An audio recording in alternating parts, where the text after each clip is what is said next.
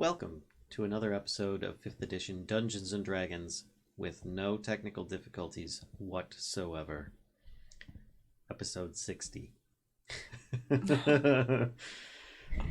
So, I think this day is trying to kill me. yeah, the two of us, if anything. So, yeah, sorry for the extreme delay, folks. There was some little technical mishaps, little oopses, little Bob Ross-ism. So we'll do some intros because we do have some people here and some people that aren't, and it might be confusing with the images. Let's start off with Kashcah. Hi.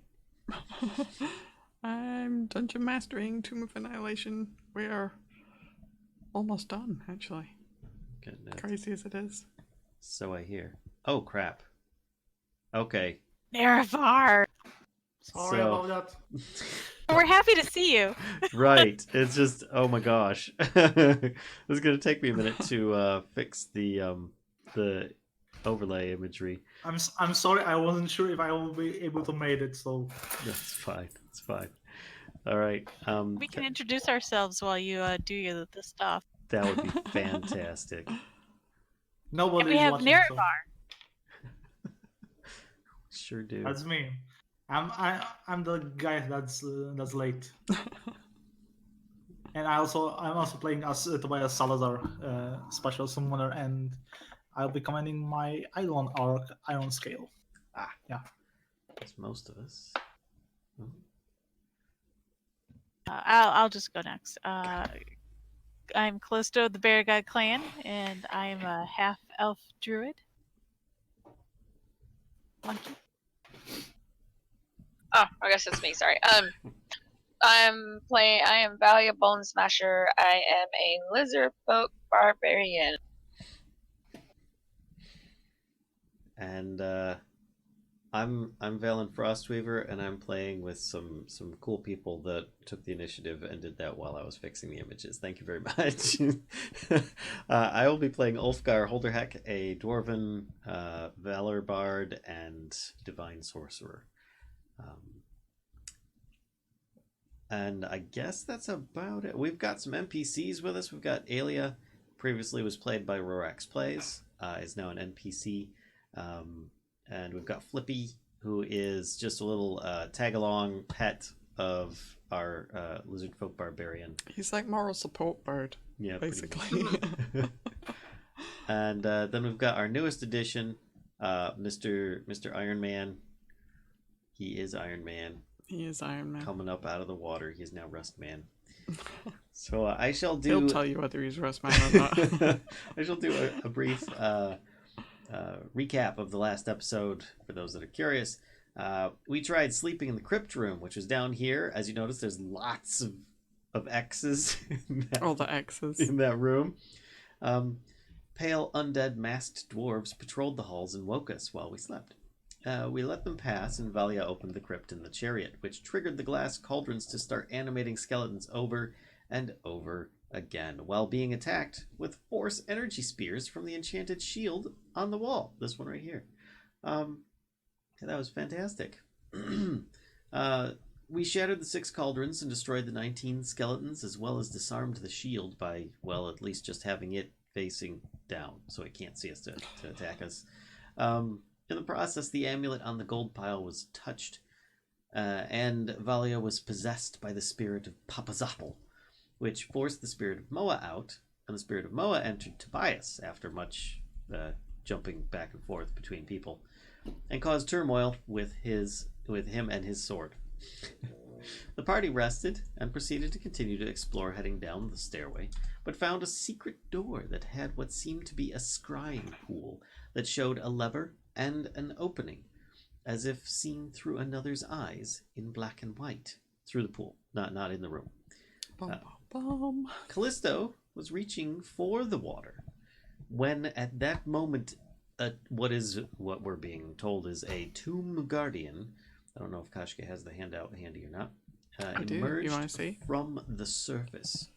Kellisto then There it goes. whacked it with her new magic stick and did some massive damage on Mr. Massive Man thing, whatever it is.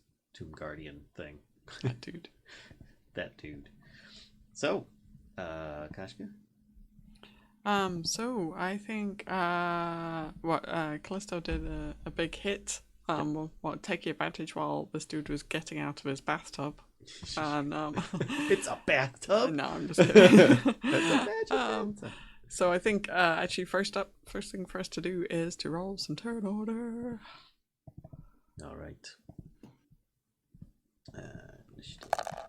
Do you want me to roll for Aelia? Yes, please. Okay.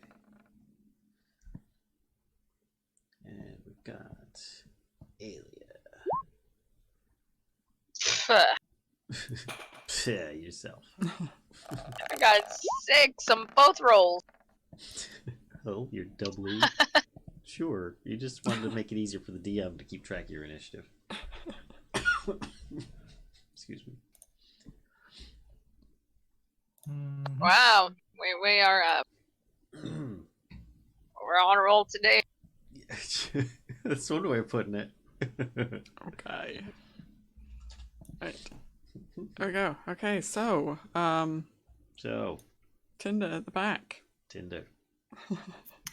How lovely. Do not do a line breath attack down this hallway right now. Or you're in Just do so it. much Just do trouble. it.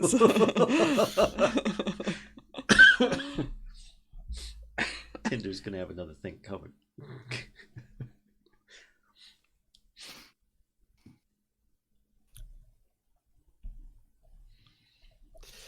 Okay. Well, you're good at protecting the rear side, right? So we don't get surprise attack from behind. Perhaps. Okay. So definitely, definitely, Tinder will be sensing danger. So, how far is this?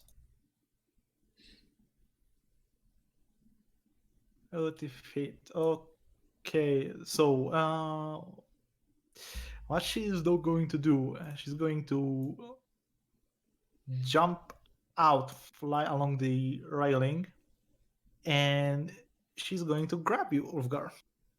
Why? Why?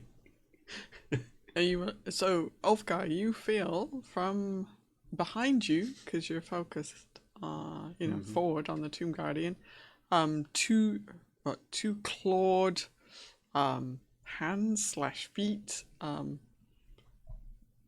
grab onto your shoulders. He would try to resist because he sees the impending danger right in front. Opposite strength checks, or Yep, so Tinder needs to roll a strength check to try and grapple Ulfgar, and Ulfgar, you can use strength or escape to avoid being grabbed. I do acrobatics. Okay, acrobatics, that's it. Escape artist is no longer a thing. Escapebatics. Okay, I should not have done escapebatics. Oh, Oh no, my gosh! So it's this kind of like Valia, you're like, what are they even doing? Because it's this like kind of clown style grapple that's going on. He sweeps the claws aside, says, "What are you doing? Not right now." Not even knowing what it is, he just kind of throws his arms up like that. okay. So I think that causes Tinder to fall a couple feet down. Excuse me. That will be the end of the turn for her. Okay. Alright, then Tomb Guardian. Oh dear. So he only has one thing. He has a very particular set of skills. Not a line attack. Not a line attack. No, it's not a line attack. But his particular set of skills involves him slamming. So he basically kind of like, let's see, does he have? Hang on, one sec. I want to see his picture again. Yeah, he doesn't really have any weapons on him. He just takes his like armored, his gauntleted and what's that, bracer and everything, and just slams it into you, Kellisto. Oh, that hit. That definitely hits. Okay. So he does that, and actually, I'm sorry to say that he does that twice.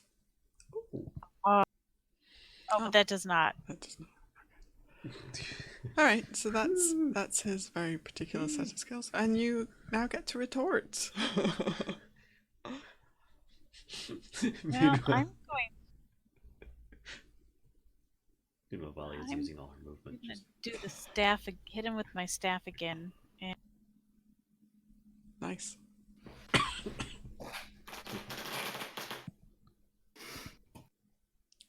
So that. and it was a plus something, right? Because it's. Oh, well, I think it's already got the plus on it, right? It was +3. Yep. Oh, It's got okay. +1 for your strength and +3 for the Does magic. did that show? Yeah, 1 for strength, 3 for magic, 3 for proficiency. Yep. So that kind of it impacts, but it glances off him, so it doesn't do any damage. Oh crap! Do you want to do something else as a bonus action? I will. Sorry, just 1 second. First. Okay.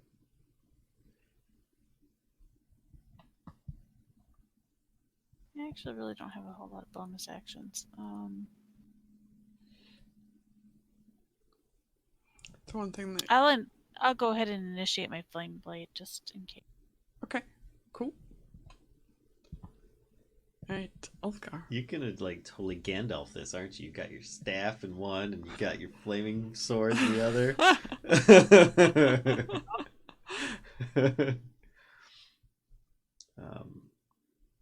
All right. None shall pass. Right. Pretty much.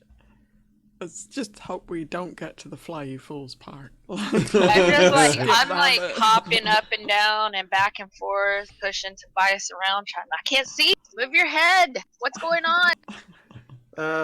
I'm invisible, so. Oh yeah, I forgot you were invisible. I'm It's just so like difficult looking. to see past him, you know. I know. I'm like, what's going on up there? So you should be able to see beyond Ulfgar and I. We're only like 5 feet tall. Right. Very true. I'm like 6 foot, I guess. I'm just like, hurry up. So Ulfgar is going to do a few things here, as he usually does. First, he's going to cast Shield of Faith on Kellisto, so you gain +2 to your armor class. Nice. As my bonus action. Then for his action, which can only be a cantrip if it's a spell, he will cast Firebolt at this beastie, hoping that does something. Maybe. Oh, crud. Hold on. I forgot to set it for the attack. It's an attack. Yes. Let's try this again. Firebolt. 10 does not hit, I'm sure.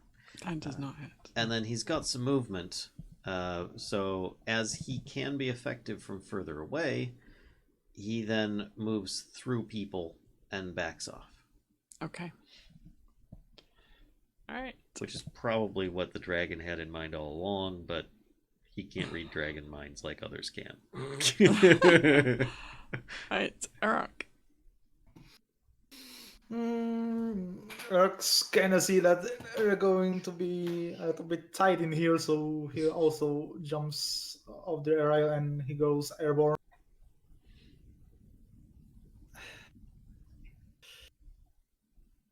And he will try to convince Ulfgar to jump on him. Jump on him? Yeah. He's going to try to grab him and put him on his back. Okay. So if there's more of an implication for that, then yeah, he'd do it. Sure. Why not? Dwarf, he's used to riding things at this point. Being picked up, being swallowed. Riding things is probably one of the nicer things he could do. Stop talking and get on my back. Alright.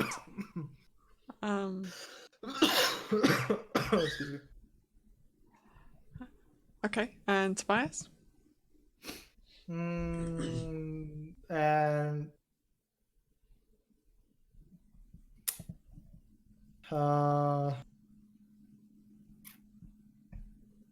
the question is how far is Tinder from me?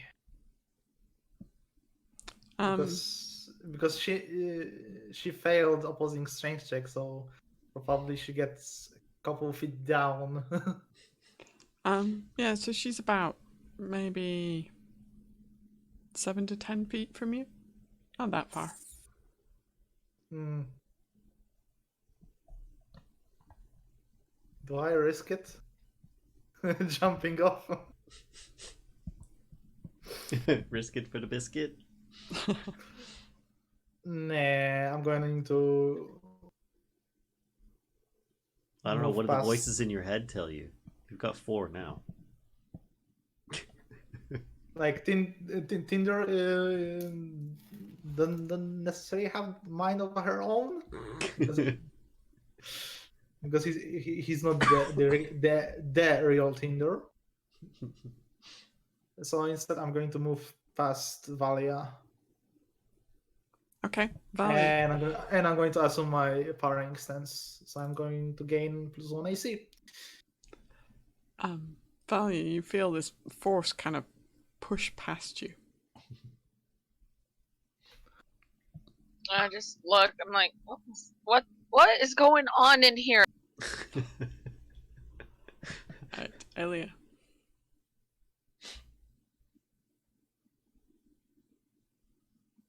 Oh, sorry, Aelia. I thought you said Valia. Aelia.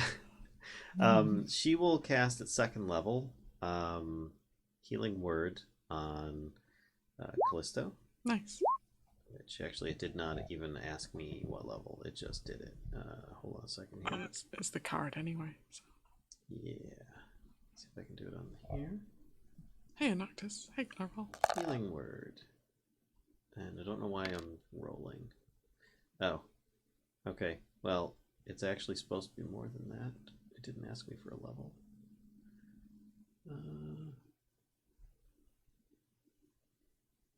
Save effect. Damage. No, it does not allow me to change the level type on that right now. Plus your spellcasting. Hold on a second. I have an idea. Ulfgar has that set up already. I'm going to roll it for Ulfgar because there's no to hit.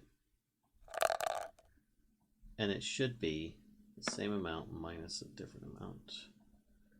There we go. Level 2. Submit. And then hers is a plus. Sorry. I'm like looking. You got a 6 the first Charisma is a time. minus 1 plus 2. 5 the I second know. time. I think 6 is where it's going. Hold on a second. Okay, hers uses wisdom, right? So then it's a +4 on that, and I did. Yeah, so it's the same. So it's 5. What? How can it be 5? Because I rolled a 1. Oh wait, that's only. Why did I only do that? I don't know. It should Can I be just take the 2d4 plus 4, right? And I rolled Should be what? 2d4 plus 4. 2d4 plus 4. Here, I will just do 2d4. Yeah, maybe just roll it like an actual roll. There, plus 4, 7. So you gain 7 hit points. I thought it was 3. I was like, no, it just keeps getting worse. It does Right. keep getting worse. It's like I'm counting sorry. down. That's what happens when you're trying to play multiple characters. And then she's going to, what was it? Guidance? Yeah, she's probably going to use some guidance on there. Or Sacred Flame. Oh, that would probably be more like it. Yeah, I think she's going to use Sacred Flame instead. Try and hit the guy from around the corner. She can do that, right? Would you say she could Yep. shoot him? Yep, because she could always take a step forward, shoot, and then take a step back. Okay. So then that's what she's going to do. Sacred Flame. DC 15. Dex save.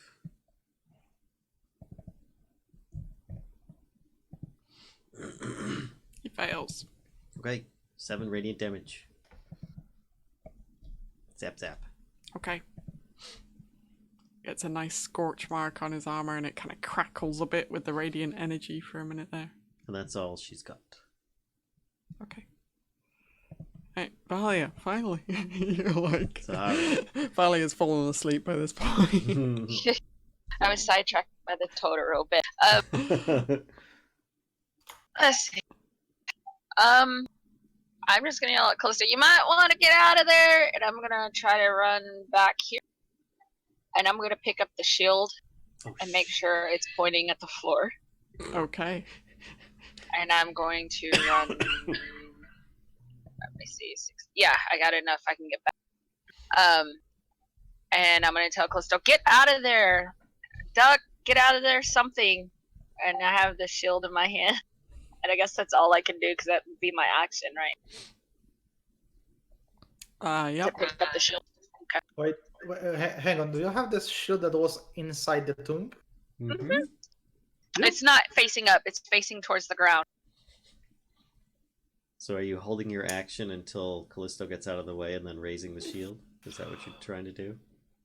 Yeah, but I use my full action to run, pick the shield up, and run back. So this is my full turn. So yeah, I just yell at Callisto, get out of there, move. I got the shield. I'll just yell shield really loud. Everybody move.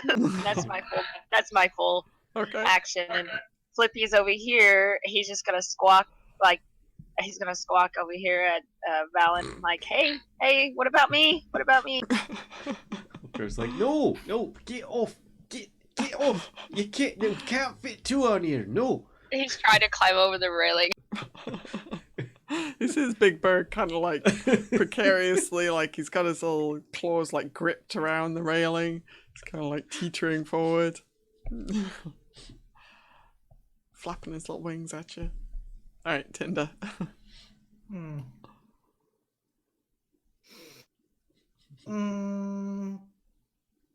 She will gain her attitude to the level of the everyone. So you basically see her rising up from the pit. It's so tempting. Just chill. It's good. It's good. Let me see. Brave weapon. Cone attack. Why I choose another build? Oh gosh. My videos Discord is just like gone totally kaput. Yay, Discord. Oh. Do I dare change the region? Yeah, please. Gosh, what do you think? Do it. Okay. Wish us luck, folks. Come on, Singapore. That is just as crappy. Oh no. It's good. Oh. It's good. We're back in business. Good enough. Yep, good. Okay. Alright. We shall see. Alright. Tinder's doing what? I assume there's not enough room for her to squeeze in next to Kellisto, right? Right, you can't occupy the same space. And fight. You're also a large creature. Yeah.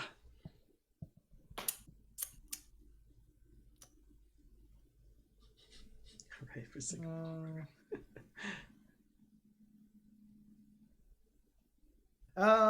She's going to try grab Kellisto and fly off with her. Okay. Make a strength check to try and grapple her. And Callisto, you can choose to roll against that with either strength or acrobatics. Do I have to roll against it? Can I let her take me? Oh, yep, you can also just let her. Yep. It's up to you. Yeah, no, I totally let her take me. Okay. The Tomb Guardian takes this opportunity to make... Well, he's going to take an attack of opportunity, basically, because you're exiting his area.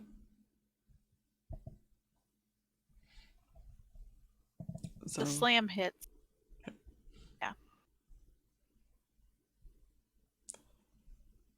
so you can, follow Tinder. You're kind of in her grasp.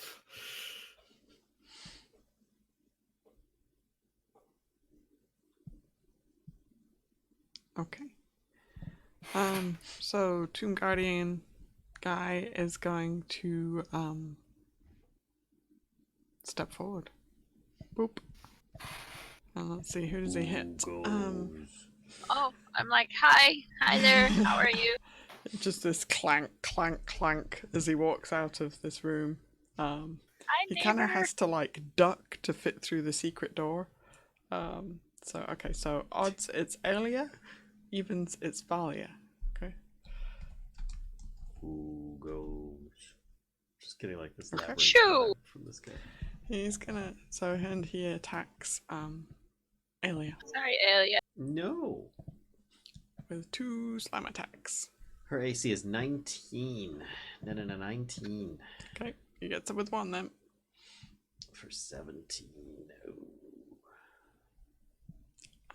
And that is him. Okay, Kellisto. I'll hold my action to see what the Tinder does with. Okay. Ulfgar?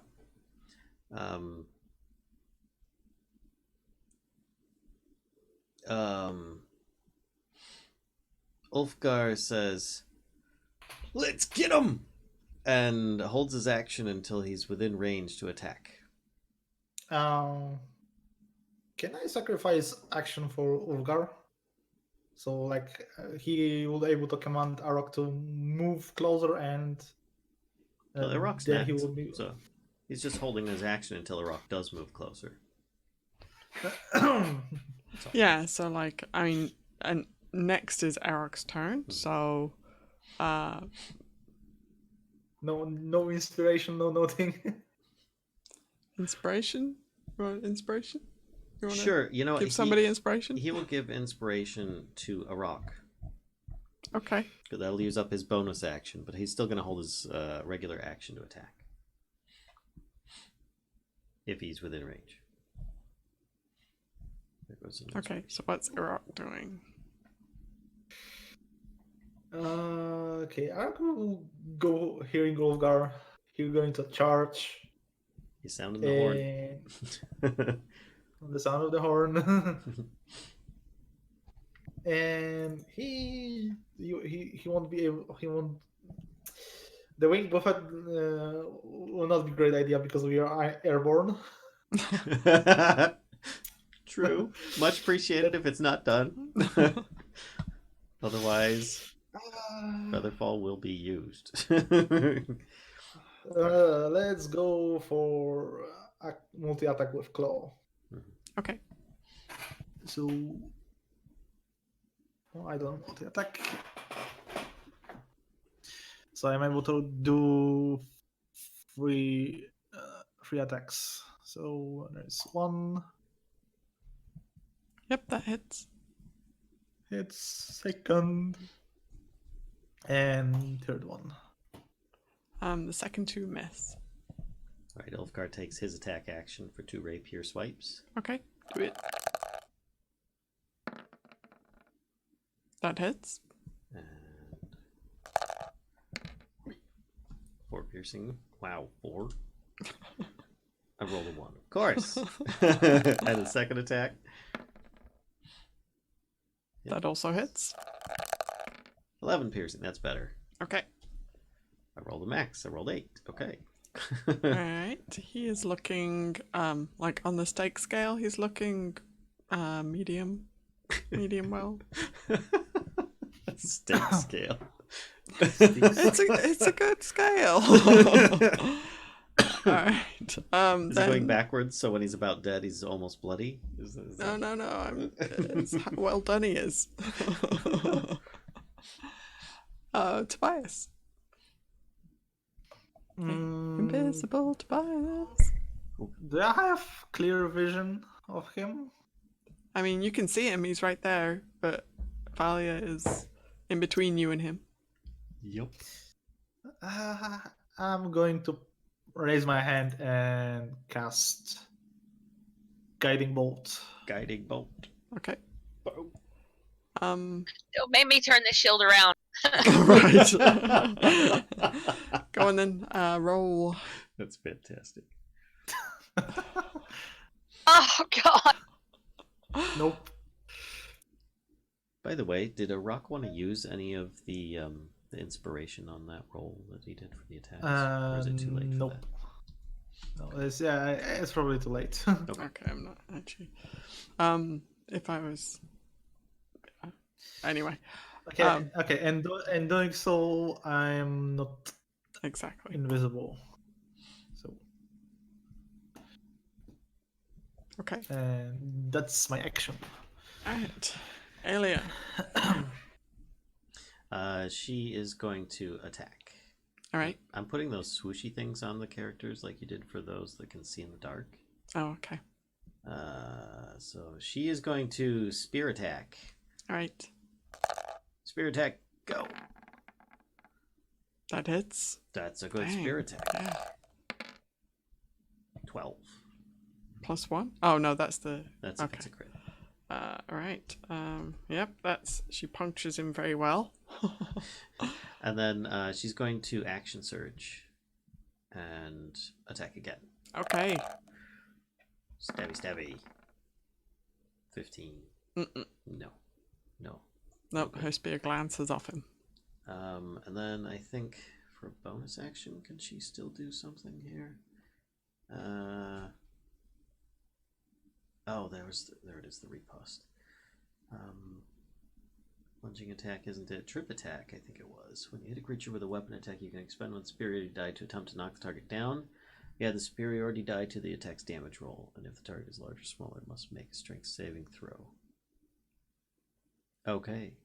Could I try to have made a trip attack for that first one? I mean, it's just a matter of when you hit a creature Yeah, with go a for weapon it. attack. So she'd use one of her superiority die. Okay. I have no idea what that means, but okay. She has 5 of those. Knock the target down. Yeah, that's pretty. So then she adds that die to her damage of that 12 that she did.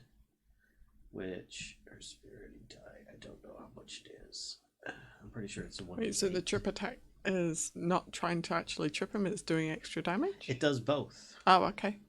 She does an extra d8 for Roger the that. superiority die. Oh. Must make a strength saving throw. Okay. Against what? Well, I'll just make the strength saving thing and you can tell me if it's. I'm sure we'll. Boop. I'm Wow, sure- what the I'm flaff? sure he failed and he fell. What the I rolled a 5. And for the sake of the fact that So you're he letting fell? What's that? He fell? Yes. So he's prone. Okay. People have advantage to hit till he gets up. Alright.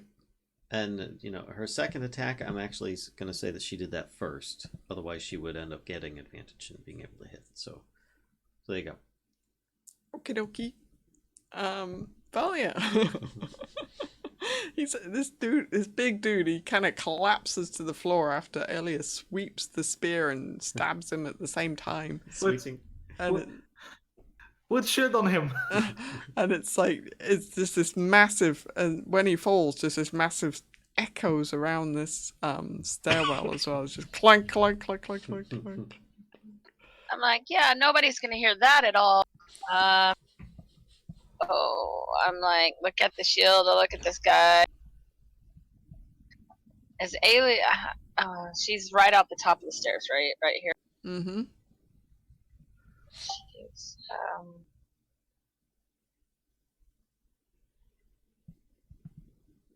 I'm just gonna drop the shield because I'm afraid it's gonna hit her because of where I'm standing. So I'm just gonna She'll say, start do wailing it. on him with Just do it. you think she'll? Just Alright, aim I'll it just at hold him. the shield up. We'll see. I'm gonna stand over him with the shield. You know, kind of like close to him with the shield up, right over him. Okay. All and right. hopefully it hits him.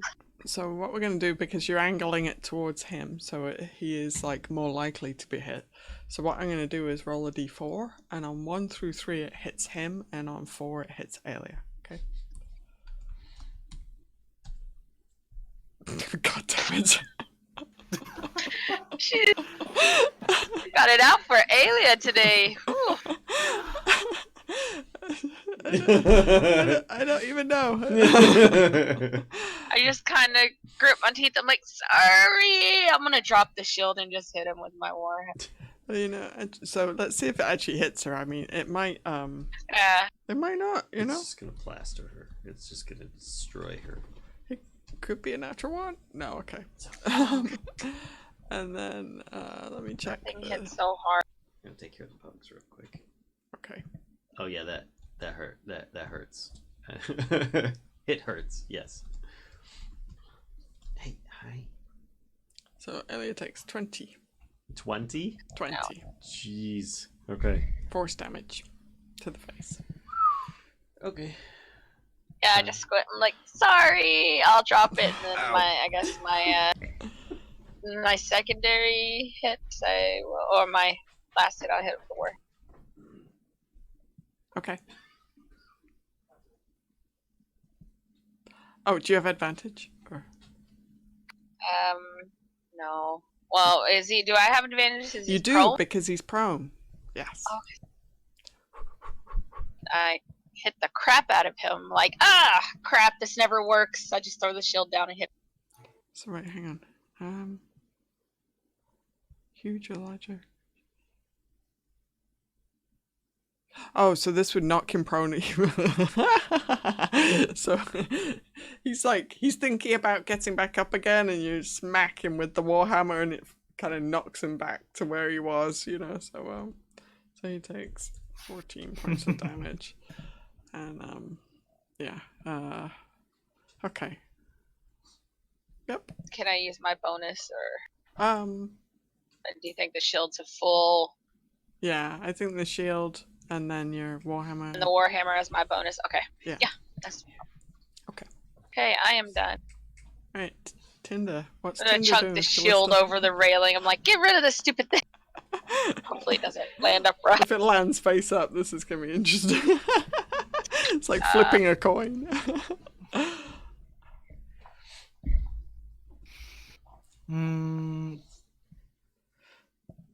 What's Tinder will do?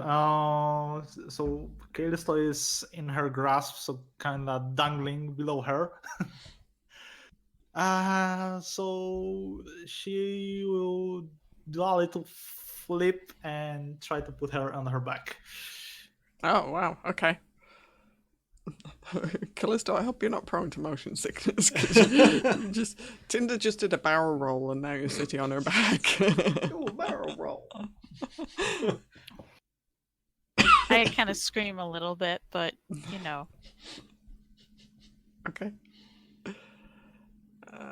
Anything else Tinder wants to do? Besides aerial acrobatics? And she kind of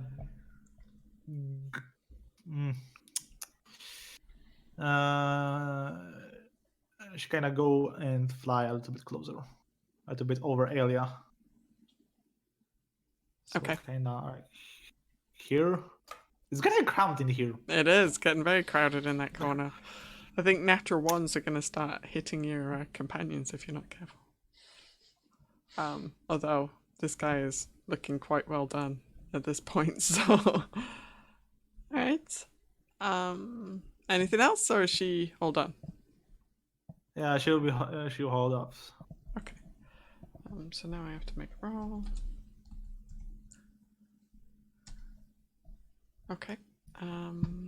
And now I need to make another roll to see if he's going to continue attacking Aelia. Hang on 1 second. Let me look.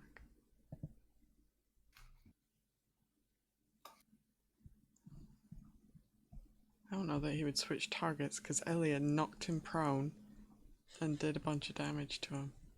Mm-hmm. Okay. He's going to slam attack Aelia.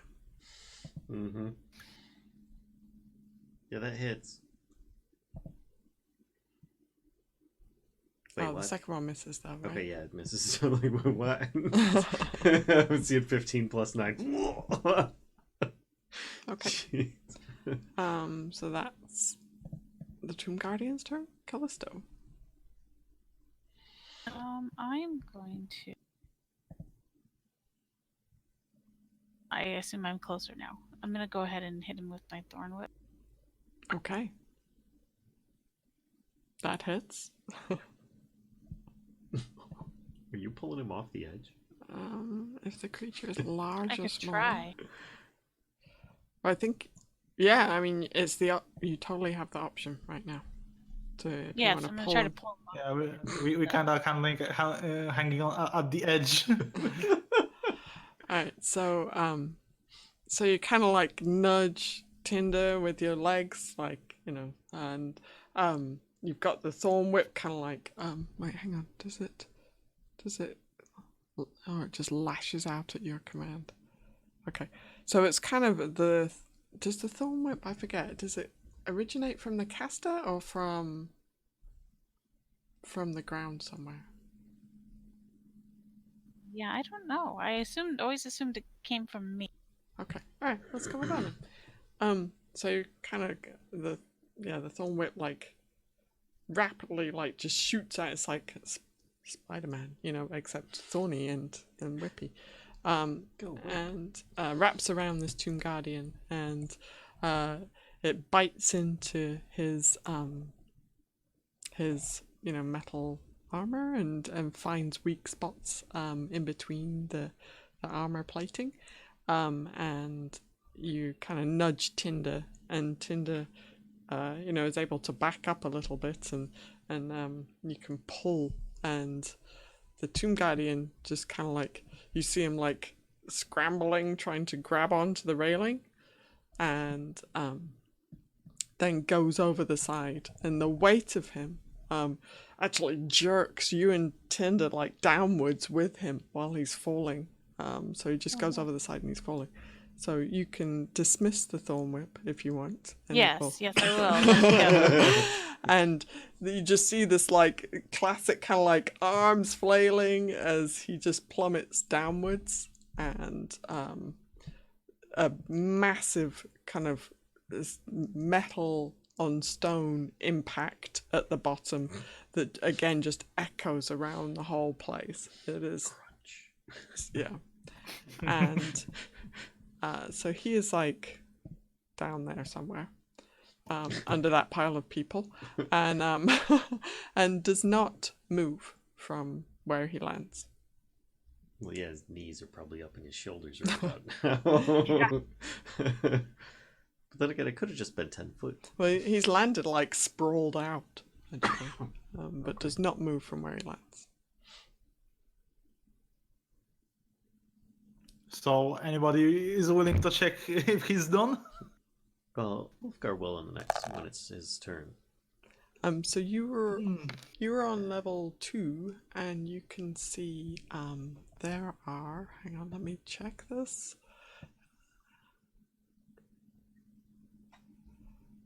The stairwell wraps around for when you're looking at it over the edge. Well, you have quite a good view because you're on Arokh.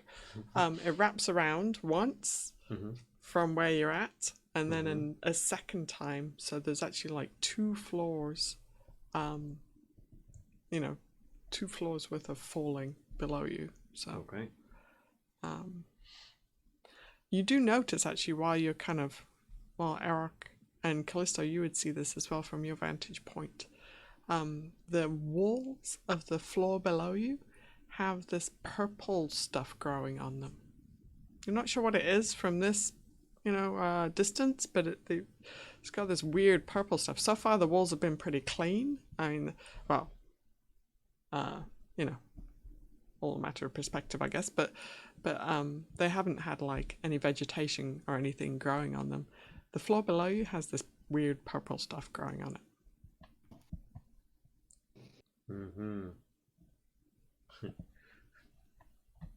Actually, if it's dark down there, we wouldn't see the color.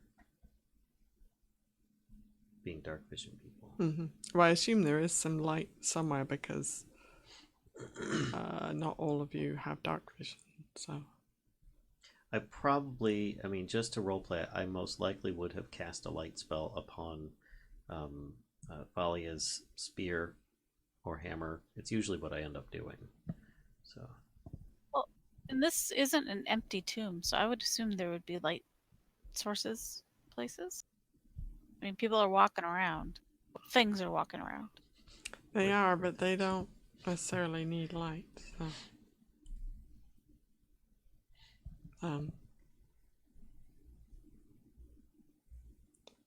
So actually, yeah, there haven't really been very many light sources that you've seen. So in the stairwell, there aren't any. Well, that does that.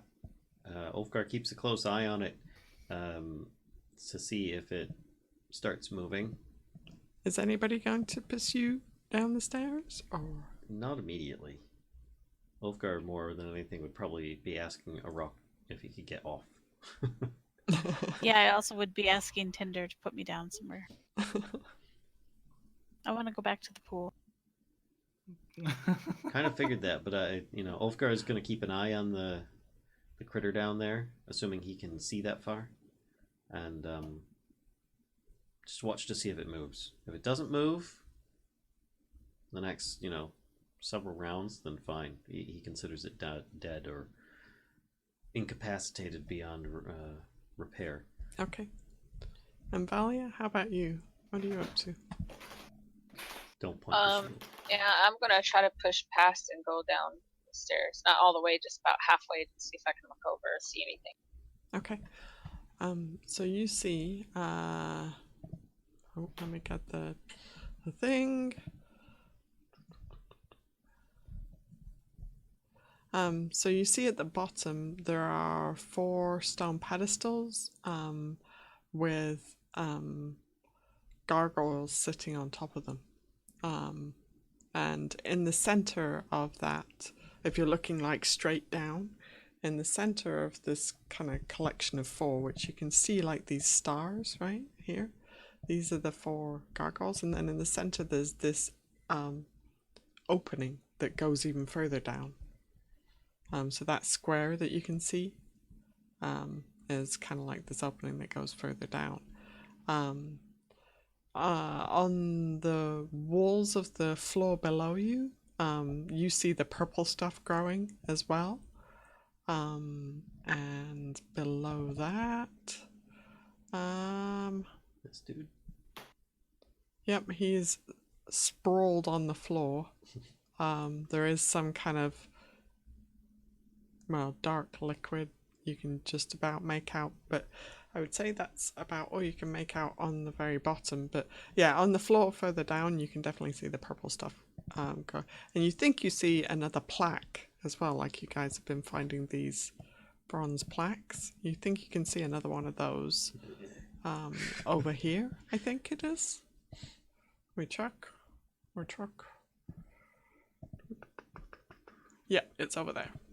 So you see another bronze plaque with some writing on it, kind of here-ish on the wall further down. It's been so long since we read the last plaque. Alright. I'm like, guys, I think it's dead, but there's some weird stuff growing down there, and there's like a plaque on the wall, so maybe we need to go somewhere down there. I think perhaps we investigate this well first. Give a couple a chance to catch their breath as he looks at Aelia, seeing that she is like leaning heavily on her spear at this point. Mm-hmm. Of which she's probably going to want to just just come up here and rest as in that spot for now, leaning up against the wall. Okay. I walk past her to the pool Mm-hmm. area. So you don't see that when are you looking back in the water, or sorry? Yeah. Okay. So you don't see the same view that you saw before, but when you give it a moment, the water begins to swirl again, and an eerie light starts to emanate. And is another one going to come out? are you going to keep looking? Or? Yes. Okay. And you see through it's like a black and white kind of vision that you see, and it is like you're seeing through somebody else's eyes, and you see standing across from you from this perspective is another one of the guys that you just chucked over the edge, and he's standing kind of in this alcove in a wall.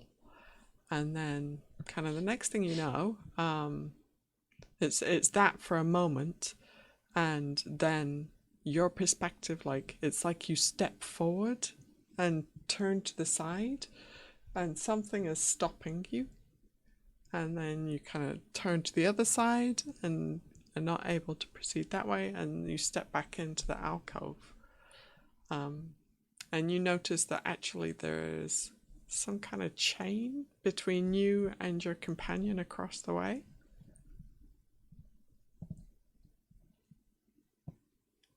The perspective that you're assuming or seeing. So This time, instead of reaching in, I call out to the others and say, "Hey, come and look at this." okay, so the water does begin to kind of bubble again. Oh God! So it's bubbling quite quickly. Ulfgar says, Aelia, get behind me. And he kind of like gets between and he says, Callisto, what have you done? Don't summon anymore. So it's just bubbling at the moment. It's not doing like quite the same thing that it was doing before, but it seems to be kind of starting to bubble. He draws out. I sigh, and I'm like, "Okay," and I like, we should probably go. What was it? What is it still bubbling? If you look kind of back over your shoulder, the bubbles do seem to have subsided a little bit. What? Yeah, it only does stuff when you look into it or, reach into it. What did you see? More of those things. What things? The thing that we just killed. There's more of them. Oi. Oh, I'm guessing there's a lot more of it. Great. Okay then. Well, I guess we'd be best be taking our time and being a bit more cautious. I guess though I wasn't expecting one to climb up out the water. I think it's a portal. Wise. That well there. I think so. I don't really know, obviously, but You mean like the last one that we found? Long time ago. maybe. It went from one side to another. I don't know. Do you want me to jump in? Find out? No. I don't really want you to. Because I'm worried that you're going to end up running into a room of those things. And he points down to the suit of armor on the ground. Yeah, now I kind of want to. He says, now I think of it. And he shoots firebolt at the unmoving corpse just to make sure it's still dead. It's like, I heard it's a good idea to double tap. My dad used to say that. So are you gonna give it a peek? If it's showing you visions, should you really be climbing through it? I don't know. Can you see it? You go in and look. Ulfgar steps in, looks at the pool. Okay. So it seems clear to begin with, and then you look at it for a few seconds more, and the water does start to swirl, and then it does take on this vision, black and white image, as if you're looking through somebody else's eyes. Are you going to keep looking? he says, I can see. There's a room. Am I looking through someone's eyes or something? And he'll look to the left. If he can. You know, like to see if he can see around the corner or something. Okay. 1 second. Or just to see what he can see. You know, see if there's like a way he can look a little bit more on one side or the other. Okay. 1 second. I need to see if there are any more of these. Nope. So you see the same thing that I described to Kellisto. Your perspective is across a hallway, and there's an alcove in the wall of the other hallway with the same kind of guy that you just chucked over the edge, or that Kellisto just chucked over the edge. And you do notice, well, are you going to continue looking? As long as there's no bubbles coming up. Okay. You notice there seems to be a chain between them. Between the two, like yourself. Mm-hmm. The perspective. One of the and other. And the one that's across the way in the alcove. Okay. That's strange. So we're like looking through one of these armor suits. Do you think we can pilot it with this device? He says, here, you give it a go. And he'll kind of step over the side. Well, that's what I was trying to do last time, and that didn't work out very well. Well, I mean, how are we to know that one of these things was just like hiding underneath the surface of the water? Actually, now that I think about it, and he'll use his cantrip. What is it? Shape water to make it clear.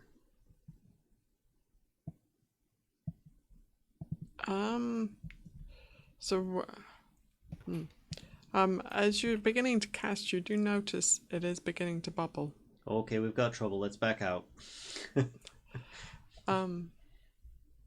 Also, no. Okay, I'll leave that for now. And then he'd just kind of like try and get back out the room. That thing, it's curious, but it's very dangerous. I don't like that. Heck, I wonder if that well works the same as those glass cauldrons we found in the other room. If it just keeps summoning more of these things. That'd be horrific. That's good. Yeah, maybe we should just keep going downstairs. Well, I suppose we know it's here. Maybe we should secure this first. Oh, there you are. Where have you been? I thought you ran off. How could you accuse me for such things? Well, I didn't see you. Yeah, that doesn't mean that I'm gone. No, I just thought you'd run off, like upstairs or downstairs or something.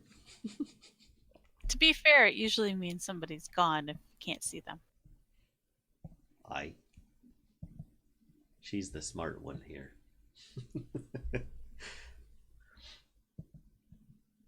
Yes, she is. Sarcasm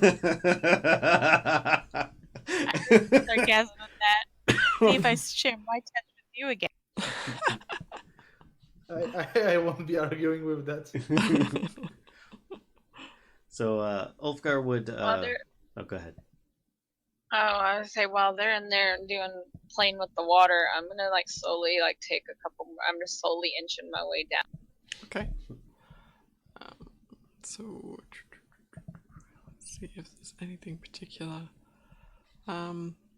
So yeah, I just kind of what I described. Let me describe actually the exits off the stairwell though to you. So there does seem to be one kind of on the north side of it. Hang on, here I'll come back to here. So you see, this is downstairs. Keep in mind that there is one in the same place as there is here. That's like a a corridor, and then there's another corridor over here downstairs. So you can see like underneath this balcony, there's another balcony with a corridor going off it to the south. And there is a 10-foot wide corridor as well going off to the west.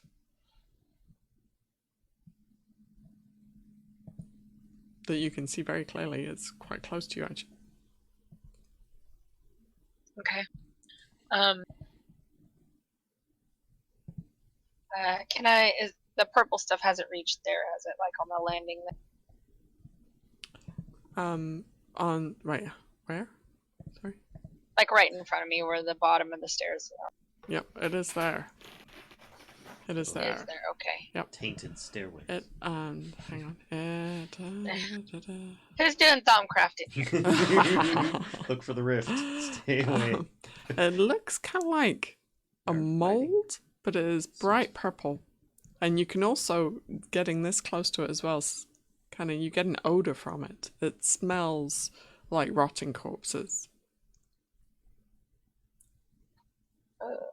And as you're standing there, kind of like looking at it, you see one of like it's kind of like just a little bit. The surface is a little bit wobbly looking, and then one of those wobbles kind of like grows into a little like I don't know, little ball or something, and then just like sort of poof, and this little cloud of spores kind of exits it, like poofs out this little cloud of spores.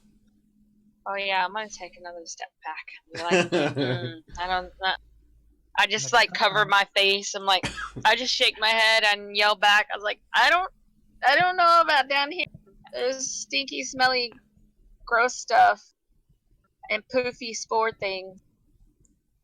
What are y'all doing up there? We're resting for a minute. Just hanging out. What are you doing? Walking off with the lights. I'm gonna take a coin out of my. I'm gonna take a gold coin out of the bag of holding and throw it down there. Okay. Yeah. I'm gonna see how fast the stuff moves. Nothing happens. Can I throw one at the corpse down there? Oh yeah. Mhm. Yep. Yeah. Pelt him with a couple of gold coins. Hey, are you awake? There is no movement. Like, I think it's dead. I threw some gold coins at it. Good job. There's some corridors down here, and along with the smelly, rotten purple stuff. So, do you see a way we can get through without touching that stuff? Yeah. Oh. It's all right here. It's all right here. I just like motion like all over. Does it burn away? I don't breathe fire. I just giggle. I'm just gonna laugh and I'm gonna light it. I'll light a torch and like see if it burns away or anything. Okay. So as you kind of step closer to it, right? There's some like actually kind of on the. Oh, that's the wrong thing. Some on the wall right at the bottom of the stairs here. Right. So as you step closer to it, you see it kind of like the wobbly surface kind of like begins to move a little bit again and forms, instead of like one larger kind of growth, it forms all these little growths, and then suddenly they like one by one they start popping open, and you see their eyes. There are little eyes in there, and they all kind of start swiveling around, like looking all over the place, and then they kind of spot you, and they're all just kind of like looking at you. I just throw the torch and I come back upstairs. I said, I shake my head. Nope. Nope. Nope. Nope. Nope. Nope. Nope. Nope. Nope. Nope. It doesn't burn, eh? So the torch. No, they're. Oh, go ahead. Oh no, after you. I'm like, no, there's a bunch of eyeballs that popped out of the wall. That thing's alive. I don't know what it is. No, I throw the torch at it. If it wants the torch, it can have it. I can make more. There's always more torches. What happens to the torch? Well, and as Valia is talking, right, you see actually the torch, there's some kind of smouldering going on. You can't see exactly what's happening unless you get closer. There's some kind of smouldering going on. And then there's, and that's kind of all that you see, actually. Great. I'm like, all you people that see in the dark should go look, because I'm not going back down there. They have eyes. They were looking at me. Okay, enough. Okay, so what are we going to do? Are we going to search and investigate this floor more in more detail, or are we going down? I think we go down. I'm done with this floor. I'm not going down there. Well, I mean, we don't have to go down to your purple eye beast. we can go around that, right? Yeah, I mean, it's like, imagine it like moss, right? It's kind of clinging to the wall and a fairly thick chunk on the wall kind of towards the bottom of the stairs. But yeah, you can certainly like kind of step over it and, you know, or step around it. I just shake my head. I was like, no, you can't go around it. It's there. It's on the, it's got eyes. I can see it. You can go around. It's just right there. Smells bad. It smells bad now. So do you, but I hang around you. Rude. He's like, listen here, Dwarf. I wanted to play in the gross water with that nasty corpse things came out of. yeah, I never wanted to play in that water, and you know it. Yeah, at this point, Arokh and Tinder, they perched on the other side of the hallway.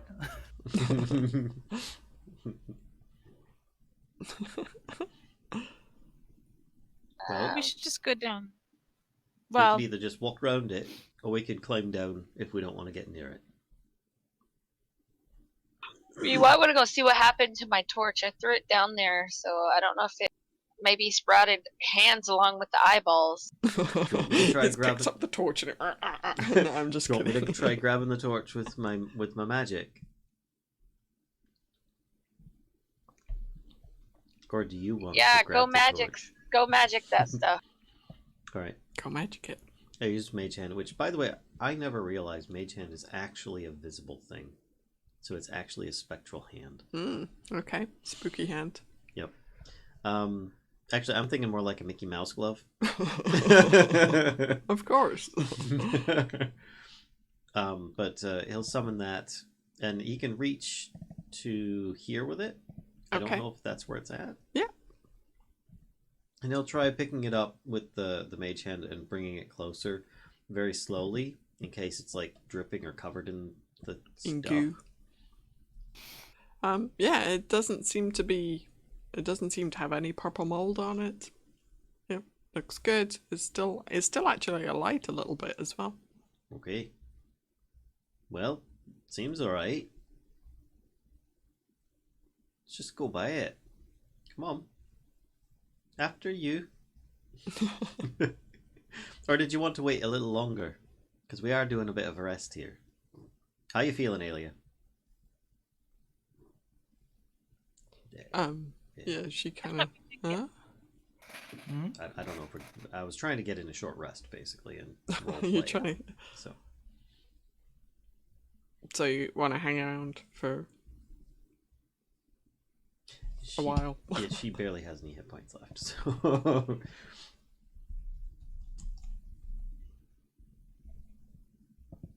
So Ulfgar will say, well, here, why don't we stay here for a few more minutes, let Aelia catch her breath, and Kellisto, and then we'll proceed on.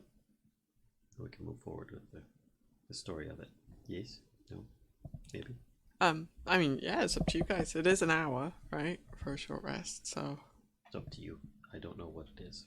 Yeah, it's an hour for a short rest. So, if you do you guys want to hang out there for an hour? We've been talking for half of it.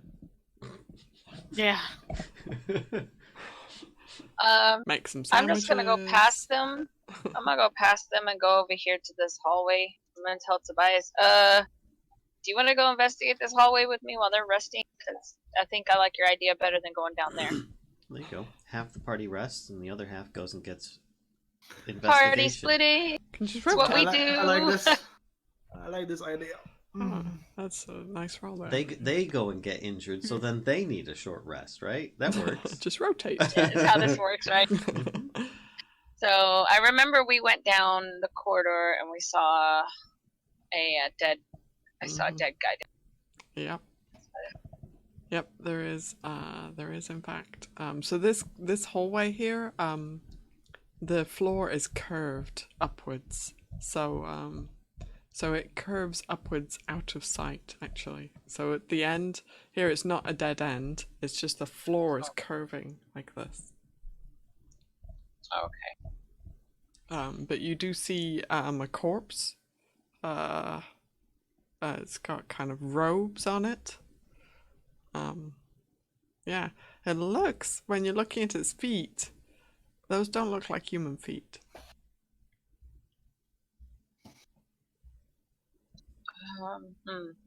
Should I try to go down this hall and pull is that body out? That is the same corpse that Ulfgar pulled the magic staff from. Yep. Oh yeah, that's right. Okay. He used mage hand to pull it off the corpse, though. Yep. Right. So, Valia, your spirit says, just go down the corridor. Do it. If you get me killed, if I go down there and you get me killed like that thing, I'm not going to be very happy, and then you won't have nowhere to live. He says, Okay, at this point, I'm going to light my torch because I can see shit. okay. Oh, yeah, I guess I should have lit the torch, huh? Well, Valia, you've got a Oh yeah, I forgot you put the thing on. Yeah. Okay. I'll say let's try going straight forward first. I slowly move down the hall here. Okay. Your spirit says, no, not this way. Go back. Do you know this place? No, but you should just go back. Listen, I'm the boss of you. You do. I am the boss of you now. You're not the boss of me. No, I'm just gonna keep going straight Okay. to the end here. All right. So in here, you first let me like uncover it, and then here's what you see. Oh, actually, that's terrible. Hang on one sec. Let me try that again. Okay, there we go. That's better. Like that. So you see, let me describe it to you, and then we'll talk about the guy that's standing over to the side there, over here.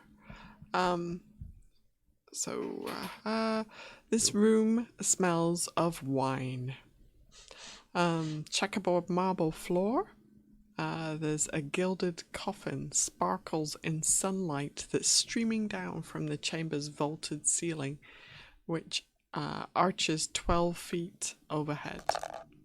4 huge stone gargoyle heads, their mouths agape, protrude from the wall.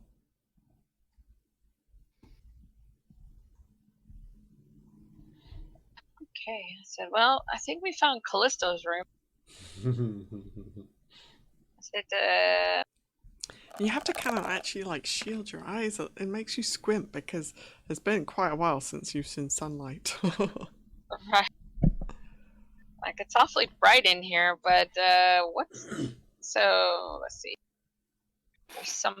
There's someone or something in here? Oh, yep, sorry, and I forgot to talk about this guy. There is a skeleton there with a weird shaped head. Again, he's got the metal bits on his head and around his kind of neck. Yep. And he kind of looks at you and then makes a run for it. So he's kind of like running away, and he kind of starts clambering up the walls like the other guy did. Rude.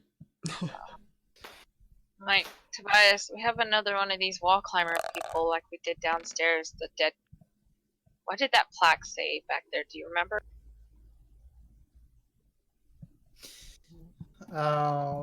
The plate said about what?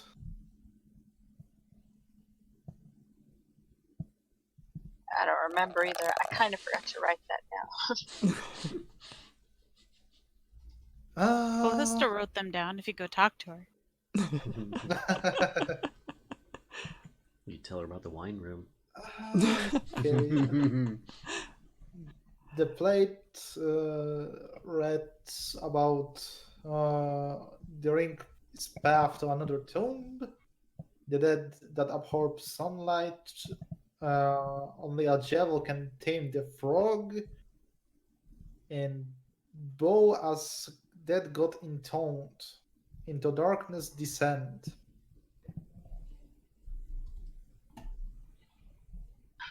Okay, well, I'm gonna guess that plaque goes for this thing in this room. I guess Okay, I'm so going are we going in? step inside. Yeah, I'm just gonna step inside to the, and into the side so you can. And I'll point at the thing on the wall. Okay.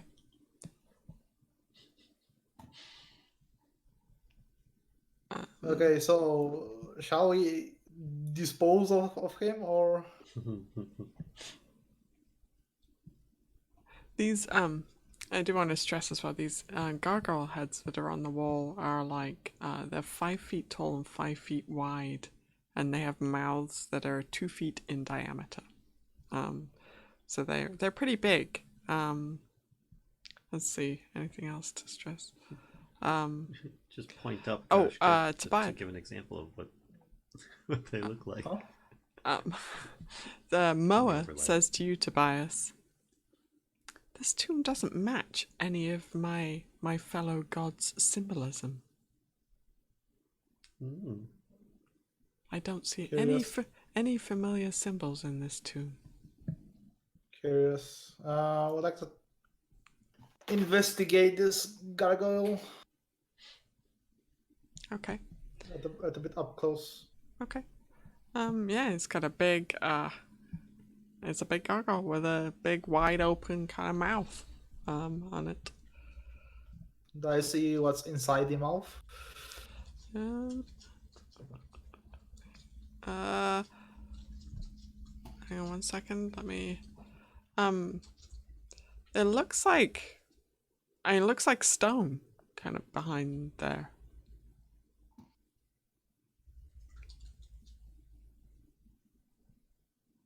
There's something's odd. It doesn't look like it's carved from the same piece of stone as the gargoyle. Like there's a seam. You know, where the stones are meeting. So instead of it all being one piece of stone, there seem to be separate pieces of stone here. I'm going to pull out the chatter, and there are edges or cracks. Chatter says, "No, you don't. Yes, Do not. yes, No, I am not a crowbar." Every time. Listen, human. Yeah, there are some cracks that I can. Yep, there are slide. cracks. Okay, so I'm going to find crack big enough to slide Chatter's blade. Chatter says, "I will never cast chromatic orb for you again." That's I will it. live. We're done. We're through. Oh dear. Drama sword. So yep, you can try and wedge it in there. Make a strength check. Strength.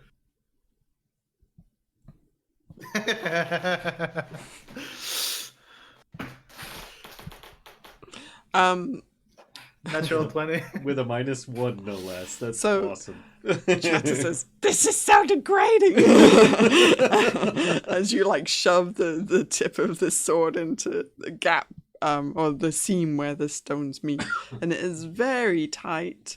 And as you're able to get barely in the gap, right? Barely in the seam. And you see a trickle of just a couple of drips of this dark red liquid kind of just run down the blade. But that's as far as you're able to get the blade in. Remove me now! I will not stand for this. I'm going to pull the blade out, and I cannot kind of smell the liquid. Okay, it smells like wine. The whole room kind of smells like wine, though, to be fair.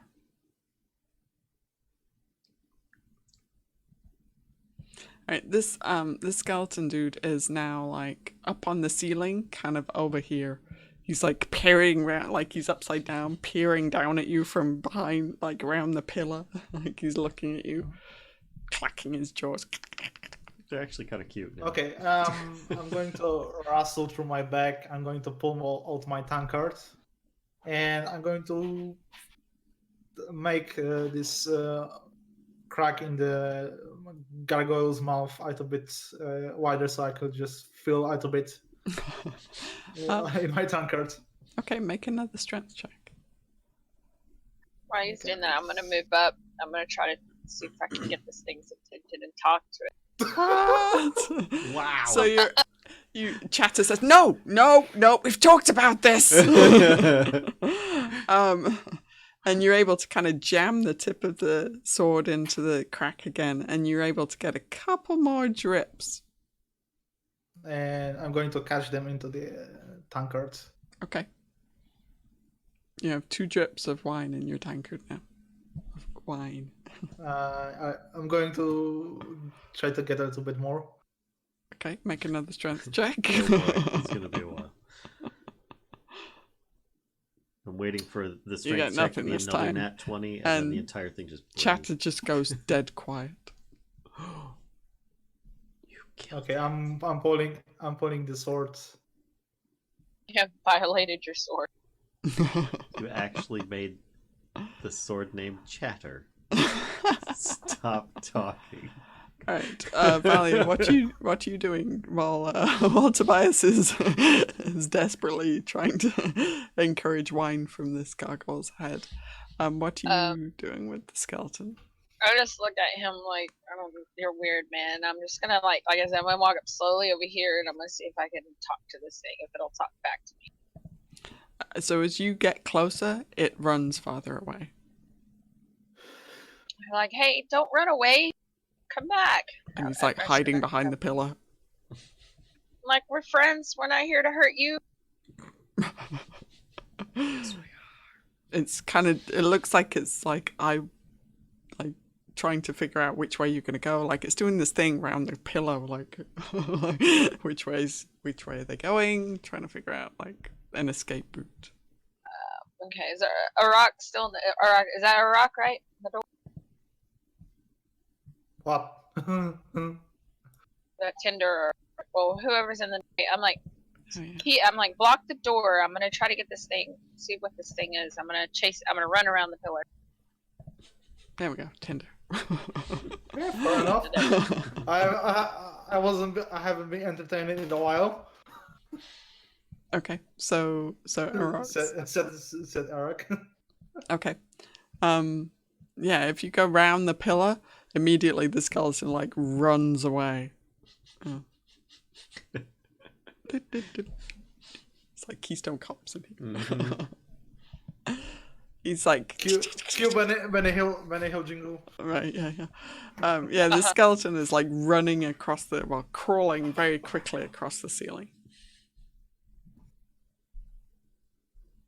I'll say when it gets close to you, see if you can catch it. No, I'll keep kind of trying to hurt it. It's like, hey, get off there. Only you had a broom. Yeah, I mean it's kind of like it's if it had eyes, they would be darting between the three of you now, like trying to decide what to do. Yeah, I'm just gonna try to hurt it I have towards the a rock. back turn, so Okay, if you have your back turned, then it kind of runs over here across the ceiling. That's the noise that skeletons make when they're running across the ceiling. Hey, who's gonna dispute? across the ceiling. Across the ceiling, yeah. It is like Yeah. crawling, like How's it's that wide? it's like bye. So I'll it's just just come over here. I'm like, that thing's tiring me out. What are you doing over here? Doing more reasonable things than chasing an old pile of bones. He's trying to put his mug in a drink dispenser, and it's just Well, not I mean, working. you have a ranged attack, right? You can get him from here. Okay, first of all, we have no idea how it will behave getting hit. Second of all, you are not allowed to get close to this coffin. Oh, after this last thing, I just point to my head. I don't want to open it again. I don't want to open another. Not right now. I can't deal with another one of those voices in my head. Okay, so this is great that we agree in that matter. Don't tell anybody. Deal. I'm like, what's in this this thing? What'd you find? Some liquid that kind of smells like wine, but I doubted that it's a real wine. Think this is another god tomb thing? What's in the box? It doesn't match any resemblance of any of the gods. Okay, I'm going to take a look at this coffin. okay. So it is a gilded coffin. So it's quite it's metallic, right? It's kind of plated in some kind of metal. It's very shiny. And yeah, the sunlight kind of bounces off it beautifully. It sparkles almost. Okay, where is the sunlight coming from? There is a opening in the ceiling, or No. they're just emanating from the room itself? Yeah, it's emanating from the ceiling. Okay. Do I see any writings on the side of the sarcophagus, or? Nope. You see it. The lid is actually hinged, but it's just kind of decorative, actually. I just bust out and yell out of the blue. I'm like, oh, I can go get the shield. Now maybe that'll get that thing off the ceiling. It would be wiser if you could get Aelia, or even Ulfgar. Well, Ulfgar I look did at a such rock, good I'm job like- getting it down last time. yeah. I look at a rock. I'm like, do you want to go get them? And you're kind of blocking the doorway, buddy. Did you just Isn't say that rock you has- wanted me to do? What? Well, I only to catch the thing. I'm just gonna push past them. Okay, move on. I'm just gonna push past them. I'm like, get out of my way. I'm gonna run and tell everybody else. I'm like, hey, we found something interesting in this. Callisto, it smells like wine. Why is Tinder all red? Wine? So that you could tell them apart. Okay. Oh. I thought it was like bloody. It's been eating things, bugs, stuff. Yeah, I just saw Callisto. Yeah, it smells like wine in here. You should come check it out. And Aelia, there's some undead creatures skittering on the ceiling, like last time. You want to come take care of it? I'll start heading towards it. Okay. And is And I'll go back. are Are we done with our short rest? Yep. All right. Whoops, that's not the way. So yeah, Callisto, when you get close to kind of where you are about now, you can just the whole room smells like wine. Smells like a luscious, fruity, rich red wine. I walk in and I Oh, take yeah. a deep breath and I'm like, I think I've just found my heaven. And the sun, there does appear to be like sunlight just streaming down from the ceiling to where you have to kind of like, for a moment, it's like you squint your eyes in the bright light, and but yeah, you get used to it after a second, and you see there are gargoyle heads on the walls. They are big gargoyle heads, 5 foot wide, 5 foot tall, with gaping mouths that are about 2 feet in diameter. And in the center of the room, there is a gilded sarcophagus, and it is a checkerboard marble floor. And over in the corner over here, you see, clinging to the ceiling, looking down at all of you, a skeleton with the weird metal plating going on. Die, undead beast, says Aelia and shoots Sacred Flame at it. She shoots Sacred Flame at it, really? Okay. Heck yeah. Alright, go on in. It's undead. Go on in. I gotta find out the range on it. Even if not, then she would still move towards it. Dex Oh, save. it gets a dex save. Okay. Excuse me. I have to gotta look open up the how thing much. for it. Tobias like oil for It fails. Okay, so it takes 10 radiant damage. Okay, hang on, let me check. Yeah, she can shoot it up to 60 feet, so she's good.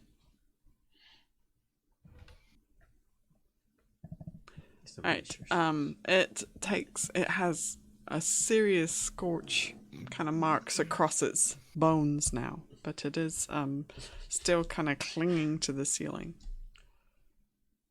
Ulfgar says, I can help with that. Oh, Fireball. Firebolt? Fireball. Okay. Just checking. Not fireball. It doesn't have that. It's like, wow, that's... Alright, go on then. Where is it? There's fireball. It's kind of like... it runs over here, trying to... I mean, there's like nowhere for it to go. I'm That gonna hits. guess it. Yeah. Okay. There you go. 2 points of fiery damage. Yeah, it's still somehow is not... It doesn't dead. have as great of effect, I'm sure. I just look at Tobias. I'm like, so much for not attacking it, huh? Aelia's gonna just keep attacking it every round, basically. It's an undead thing. It doesn't need to exist to her. Alright. So Yeah, I mean, it has 1 hit point left, so she's going to continue that, then it will quickly kind of expire and falls to the floor, bones scorched, and its metal-plated skull. And you see that this one has kind of a square shape to it. oh, look, it's got another one of those weird key things in its head. If no one else does, Ulfgar's going to walk over to it and pick it up and put it with the other key that he's got. Do you remember what shape the other one was? I didn't know that it actually had a shape. He would look now if they're different to see. The one you had before, when you kind of compare them, the one you had before had a triangular shape to it, and this one has a square shape to it. Okay. Triangle. Because it was just skeleton key skull before, but yeah, this works. Copy this. This one's a Callisto square. shouts out, I wonder how many of these we're going to have. Oi. Whoever built this place really likes to build frustrating puzzles, that's for sure. Yeah, maybe we should be exploring more of these little rooms if we're going to need a lot of these keys. Right. Right. What rooms? I mean, we've searched all of them on this level, right? Yeah, but we skipped a bunch upstairs. Are you saying we should backtrack then? No, just keep in mind we might have to go back up again. Hey, that one hallway had choppy blades. You could go. Choppy Right, blades. choppy blades. Well, Tobias, you could go invisible, right? You could just like pass right through that stuff. It made me invisible, not invulnerable. Oh, all right. Well, I didn't know if it turned you into like some kind of gas or something. It's not like I've cast the spell before. Fair enough. Well, what do you think? I see we've got this box here. Anyone tried opening it yet? I don't want to be possessed. Yeah, I'm done with having voices in my head. I've got this one. Or I just point and I'm like, have fun. I'm not opening it. Yeah. What if it's got another one of I those made the keys in it? decision of my own not to open that. I just look at Tobias. What if you just open it with your like from a distance with? From a distance. So Moa says to you, Tobias, I can assure you there is no spirit of any of my deity companions within this tomb. You just poke it open with your with one of your spear things there, javelins. Yeah, but okay. I'm going to turn to speak to Moa, like in my head. There will be something much more malicious in this sarcophagus. Moa says, all I can tell you is what it doesn't contain.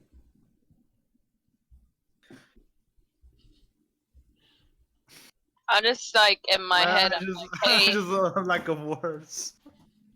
Yeah, I'll ask Vallen. I'm like, you know anything about this, or are you just No, stuck? you should you go just stuck back to the hole where I told you to go down, and go down that hole.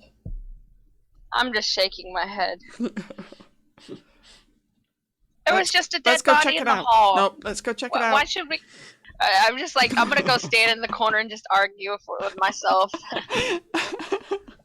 Ulfgar tries Mage Hand. Okay, what's your mage hand in? The lid. He sees the hinges, I'm sure, because he's walking around it looking. Yeah, so then he'll try and see if it'll lift up. It can lift up to 10 pounds. Okay. I'm just gonna be like, nothing good could come of this. So I'm walking to like, the door.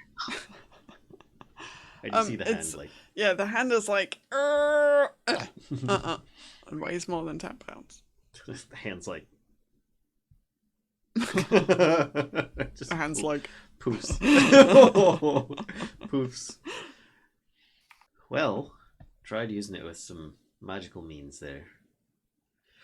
It did get it open a tiny bit, but not enough to. Yeah. I Okay, don't have. Can you do it? Can you do it again? Sure. Do it again. Okay. Yep. Gets it open a tiny bit. I'm going to show chatter.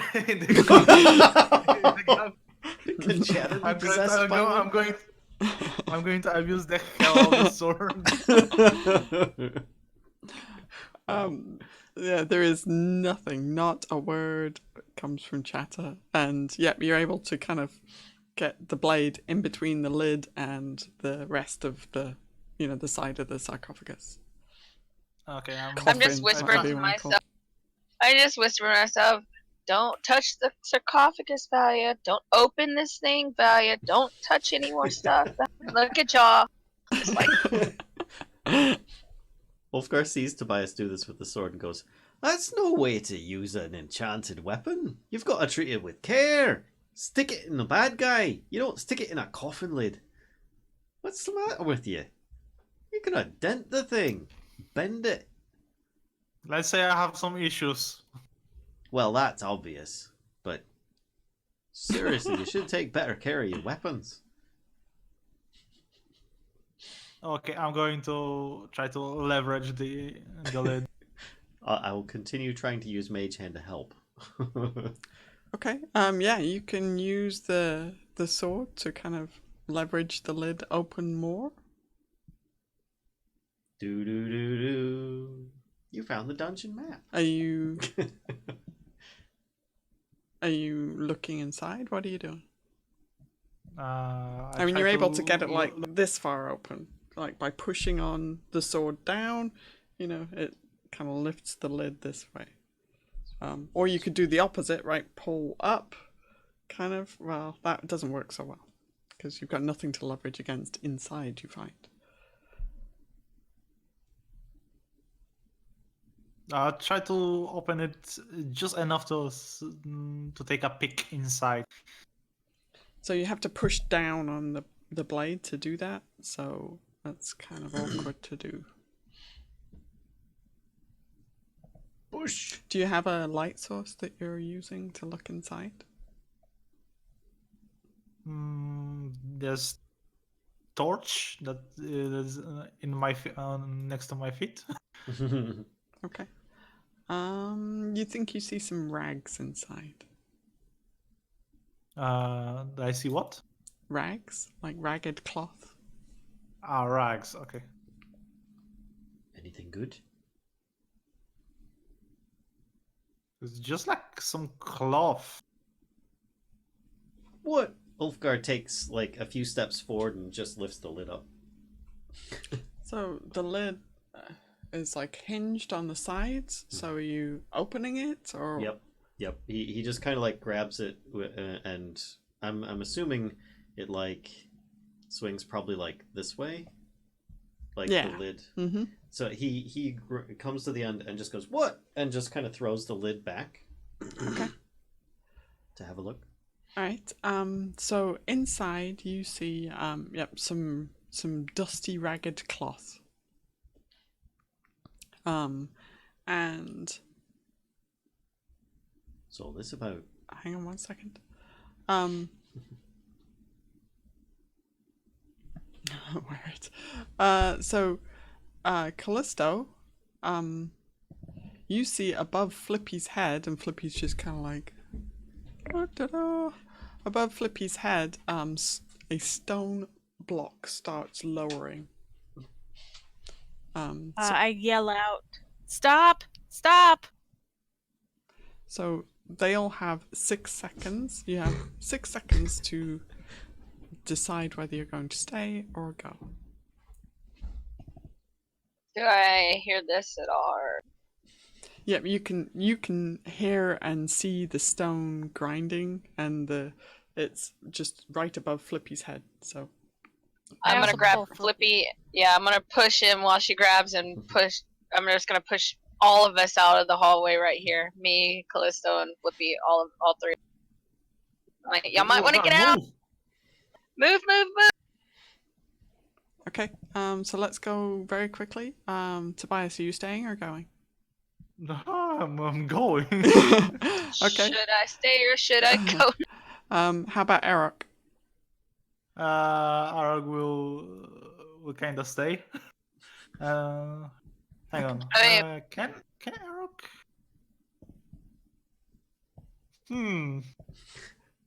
Arokh will go. Oh, okay. Oh no, No, that's where it's lowering, right? This massive stone block is Oh. just lowering from the ceiling. I mean, I think when I ran by, I would have smacked Arokh's tail and been like, "Hey, all right, you gotta get out." Aelia Arokh's gonna launch forward, and he's going to chuck Ulfgar forward to the door.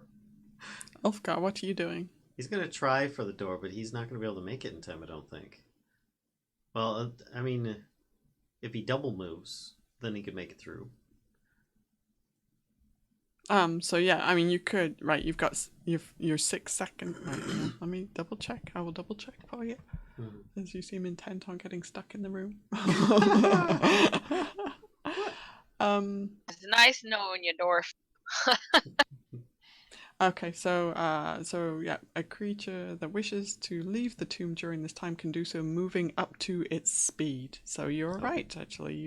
You're not able to make it. So I'd only make it about there. Yeah. Yeah, and that's me like just running across the tomb. Yeah. Even if Arokh would So- grab Ulfgar and chuck him towards the door. Seeing the stuff coming down, he actually wouldn't bother with it.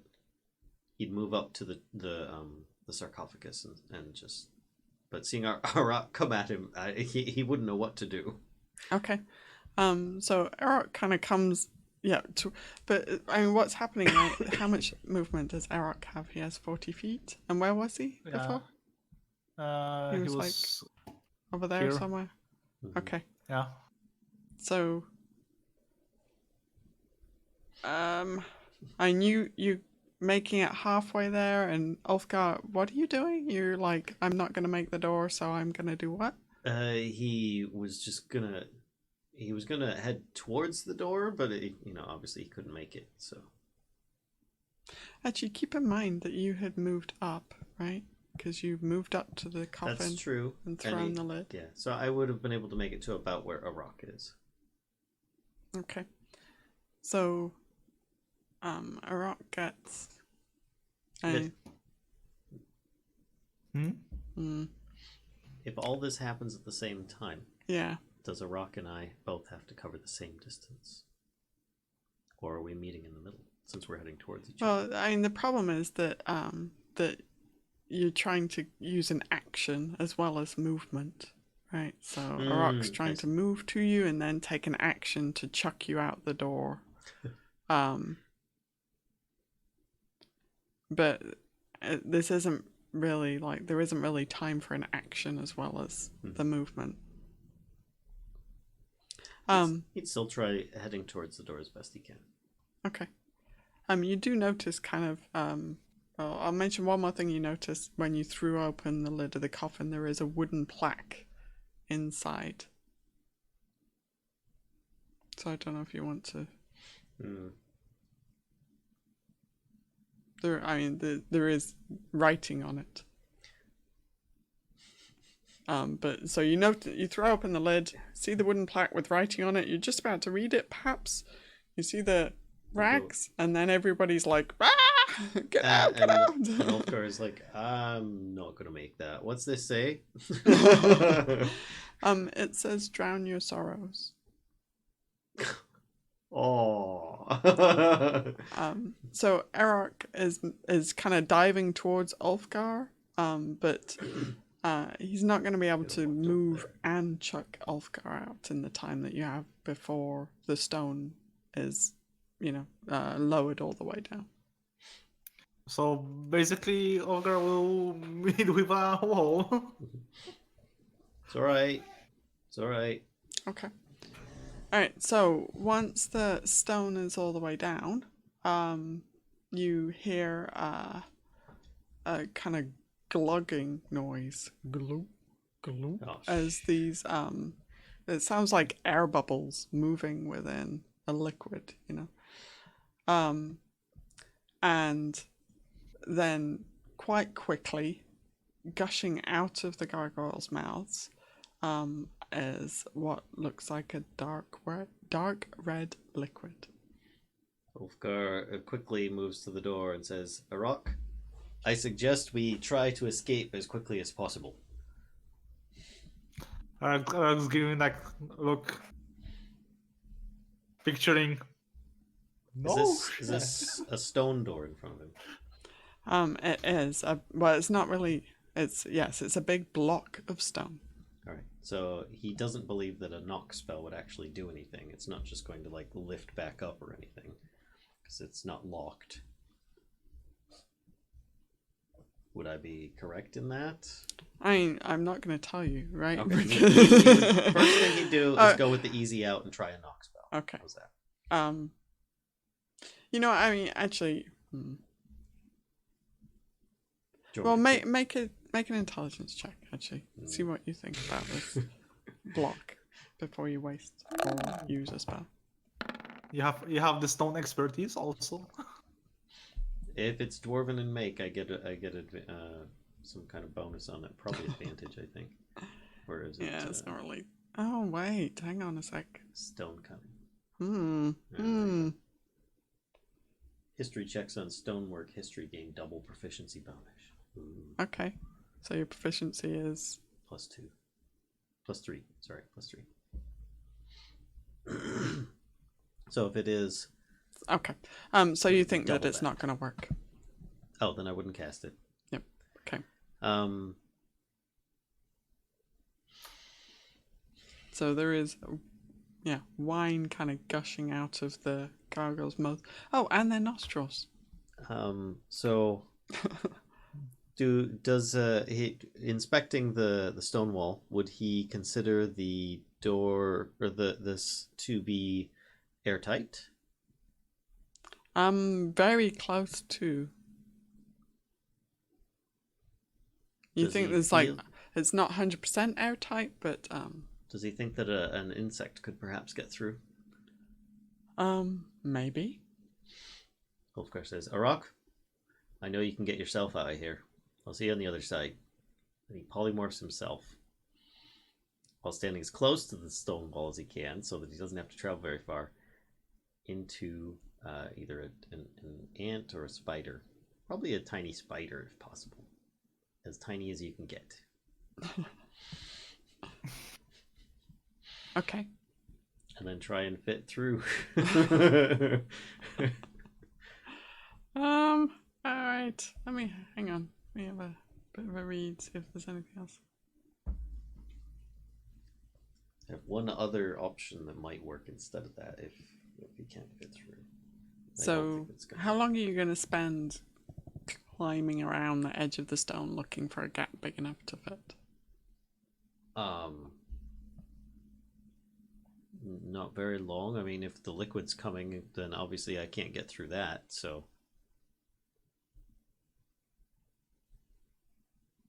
As excuse me, until the liquid gets there. How's that? Okay. So then about 4 rounds later, the wine is starting to kind of lap up against the stone block. So hang on one sec. While Ulfgar's doing this, what are the rest of you guys doing? I'm gonna inch my way into this freaking hallway. Okay. I'm gonna give it. Yeah, I'm trying to search for anything that could release the wall. Okay. And Kellisto? I am also looking around, see if there's any hidden. Fulcrum release lever.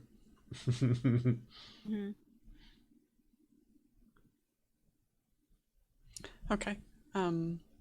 So make investigation checks, please, Tobias and Kellisto.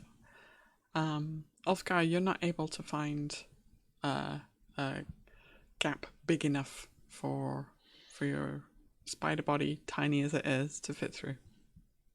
All right, I'd cancel the spell or headbutt the stone to turn myself back, whichever is more effective.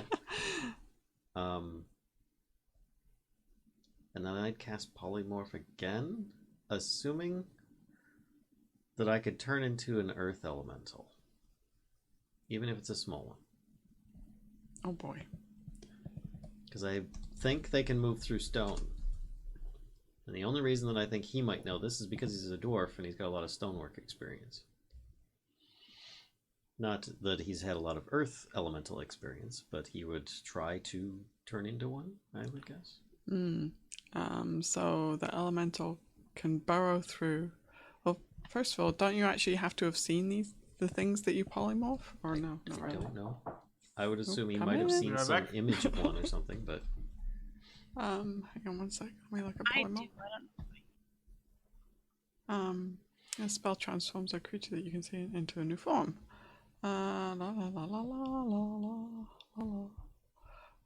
Okay. But you. Okay, let's assume you know enough about Earth Elementals to transform into one. You know that they can only burrow through non-magical, unworked earth and stone. I would know that? Yeah, I'm saying you would. If you know enough to transform into one, then I think you know enough about... So then that really wouldn't work. Okay. Okay. You're Ulfgar again at the moment? Yeah, I mean, Okay. if I would know that before I transform myself a second time, then yeah. Yeah, you would. Yeah, wine is kind of lapping against your ankles at the moment. He actually dips a finger in it, gives it a lick. Yeah, it's pretty good. Or worse ways I could go, I guess. Well, actually, sorry, it's not against your ankles. It's up to your knees now. Oh, great. What kind of wine-breathing creature could I turn into? Callisto. I could try and turn into Callisto. I know, it's too bad I walked away because I could have helped. And I'm feeling guilty right now, so I'm desperately trying to. I'm bubbling. No, stayed in you there. guys are making investigation checks. Do I feel that I could turn that? I could. All right, so this is like I know that there's an array of creatures I could turn into. One that would be perhaps strong enough to lift the stone. That I would think wouldn't have much problem with it and be able to get through is the problem. I mean, I could probably turn into like a giant gorilla, but I think they're also like a large creature, and I don't know if they'd actually be able to do it. Because from looking at the picture, it looks like it's an entire 5-foot block of stone came down. It is a big block of stone. Okay. So are we drawing it? It is now up to kind of your hips. How about a bullet? You're gonna polymorph into a bullet? I've heard that they can burrow through some of the toughest stuff there is, so.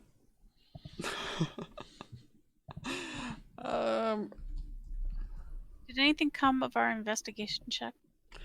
So that's a good question. Ulfgar's all like thinking, what else can I turn Actually, you were not able, neither of you were able to find any kind of release mechanism on the outside.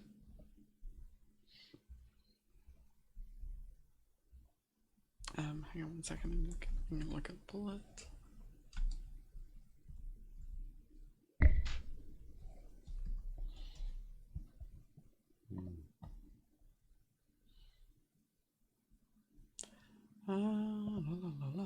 Oh, it helps. That's why. I can't spell, that's why.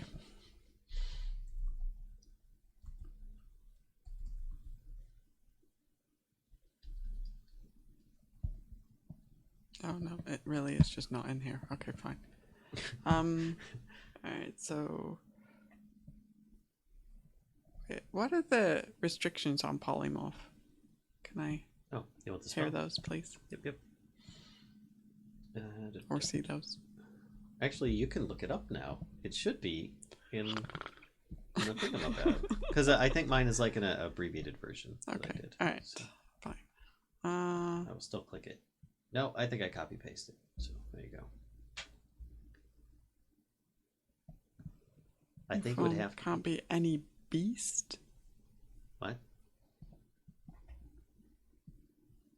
The spell fall into a new form. Unwilling creature must make a wisdom save. The transformation lasts for the duration. Oh, any beast. New form can't be any beast whose challenge rating is equal to or less than the target's. And I don't know if a bullet is a beast. So Bullet's not a beast. Okay. It is a challenge rating 5. Well, Really? A beast? yeah, that makes sense. That's why I picked a T-Rex before. Assumes hit points is.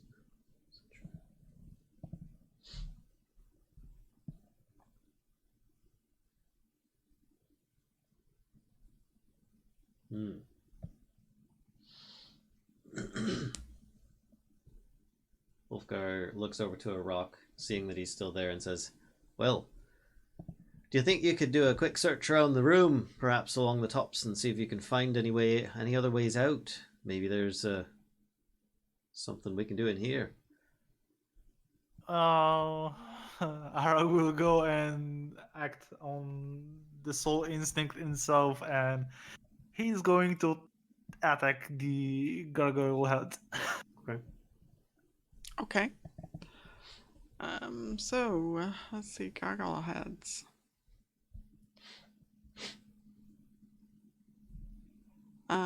You.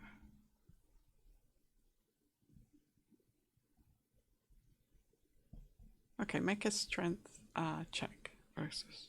Well, make a strength check. And we'll see. Oh. That wasn't well. So you see, instead of searching, actually Arokh just like No, that's fine. goes crazy against this gargoyle head and doesn't actually do much damage. That's not going to work either. Oh yeah, actually it does say when fully lowered the block is airtight. My bad. So it is airtight. Soz. It's alright. He really wouldn't have known without getting a much closer look. Yeah. Boy.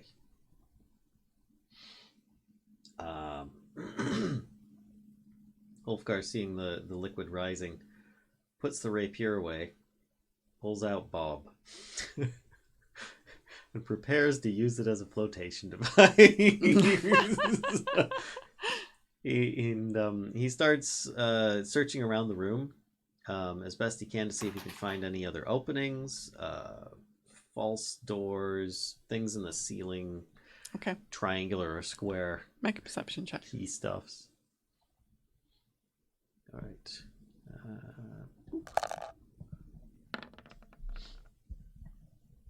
10. You don't find any secret doors, and the only openings you find are where the wine is gushing out. Oh. Right. Maybe I can do something to stop it from flowing in. Crap. Yeah, your buoyancy is kind of actually now lifting your feet off the ground a little bit. It's great. It's great. Yeah, even my tiny hut's not going to do me any good either.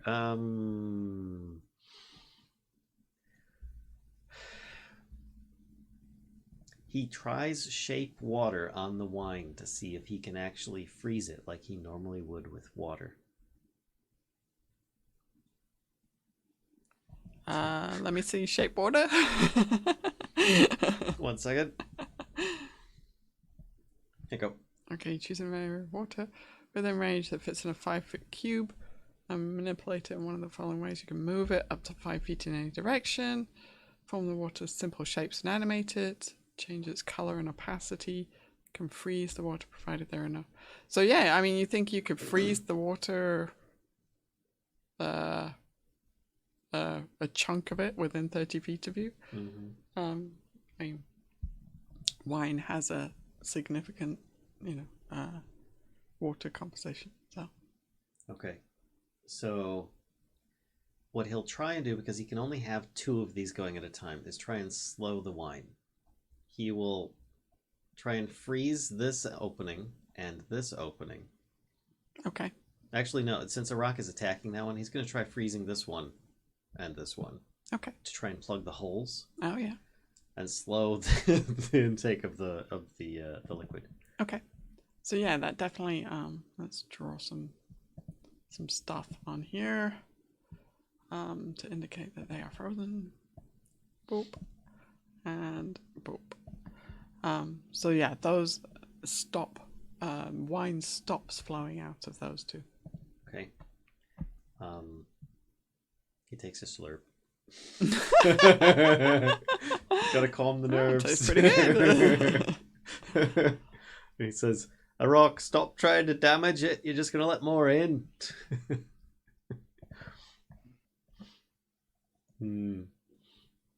And he's like, oh boy, I'm in a bit of a pickle here.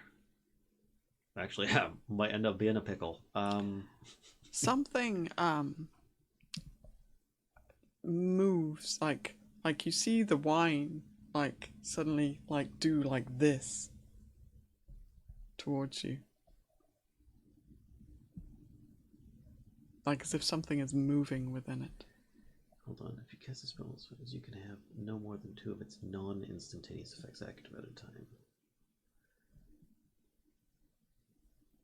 So then he'll use an instantaneous effect so that it won't affect the others to change the color or opacity. Oh no, that's a non-instantaneous one as well. Because that'll last for up to an hour. Oh heck, he'd do it just so he could try and get a look at whatever it is that's causing the ripples in the water. Probably causing one of these things to, unfreeze, but then as soon as he can see something, he'll refreeze that effect again. Okay. Let's see, is there a... No, there isn't. So you see, so what are you doing exactly? You're like... So he's currently floating on Bob, thankfully. Which, could figure this is going to be, like the best use of the battle axe yet. Which, for those that don't know, it's a buoyant battle axe. Helps me to swim better. But he's going to cast the effect to try and make the water transparent so he can see what it is that's making the ripples. But in doing so, one of the ice plugs breaks. I don't think it does, No? because Okay. it says it unfreezes in 1 hour. So those are frozen, I think, for an hour. If that's the case, then he would try and freeze all 4 of them. And then try and figure out what that is that's in the wine. Okay. Yeah, you could do that. So you cast like to make it more kind of transparent. That's a different color. Whoops.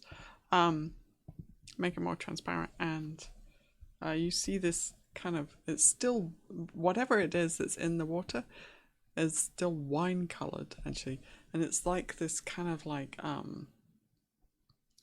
well, actually, you know what an earth elemental is. Well, but it's kind of like this amorphous blob, right? Almost like a giant amoeba or something, giant wine amoeba that is like kind of very pointed shape at the front at the moment, and it is swimming in your direction.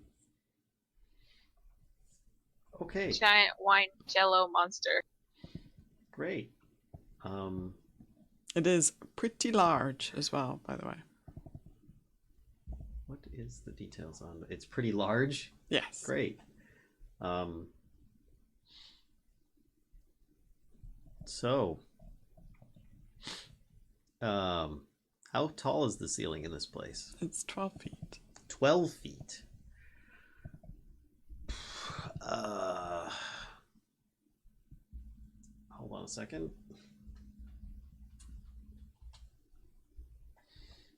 Yeah, I was afraid that would happen.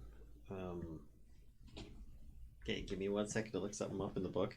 Meanwhile, have their investigations proven fruitful? They have not found anything, of consequence. No way of like opening the block or moving the block. It is. I mean, it's like the hallway is now a dead end.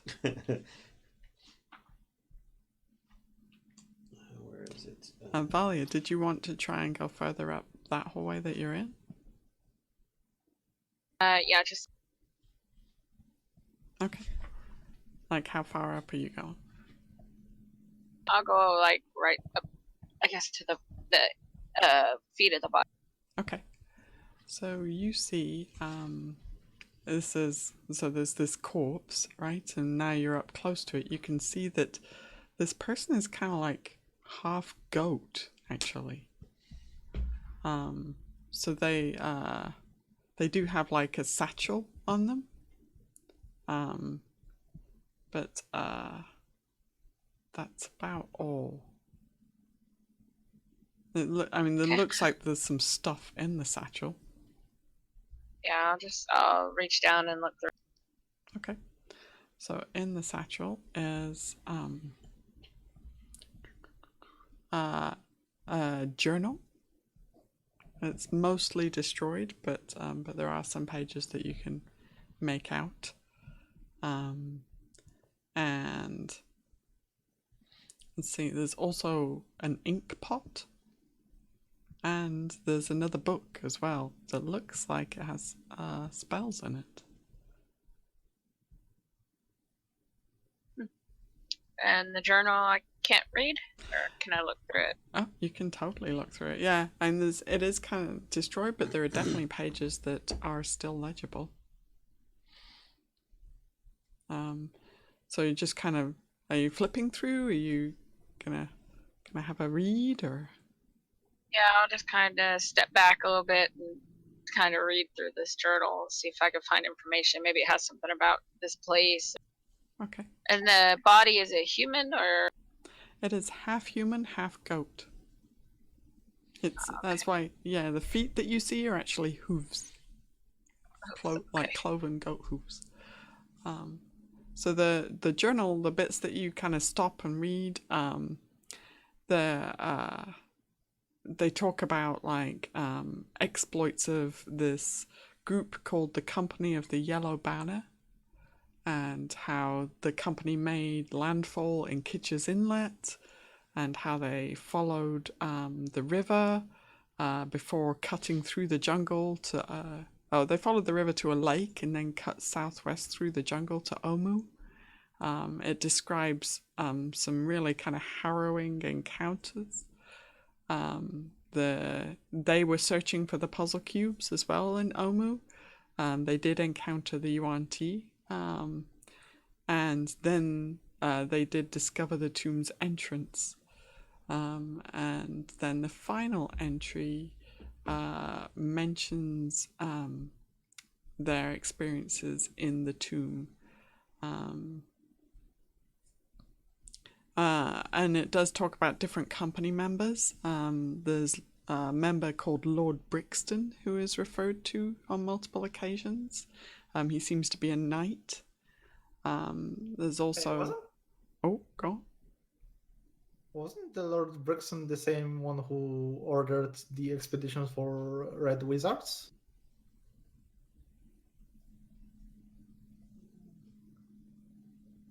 If you're asking me, I can't answer that question. I don't quite remember. It's been a while back.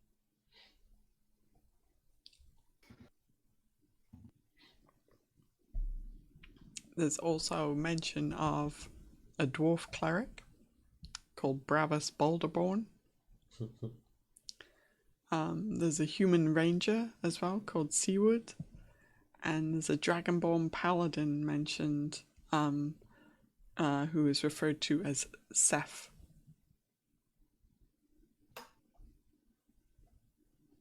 This is the party you killed last time.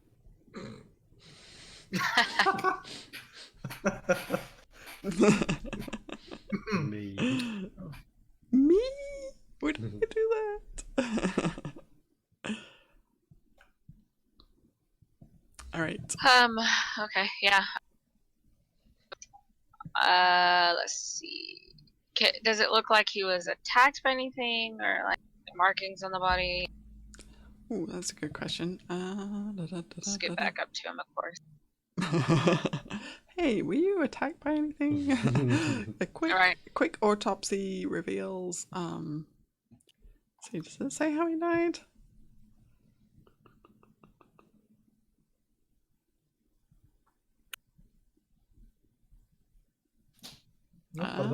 I don't. Oh no. Okay, it does. So he took. He has wounds on his kind of decrepit, like dehydrated body. Right, he's kind of slightly mummified in a way. That looks like they were made from kind of like a big blade, like not a long blade, but kind of like a blade maybe about like this long. And he also looks like he had some crossbow bolts hit him as well, and you can tell that because there is one of the bolts still tangled in his clothing.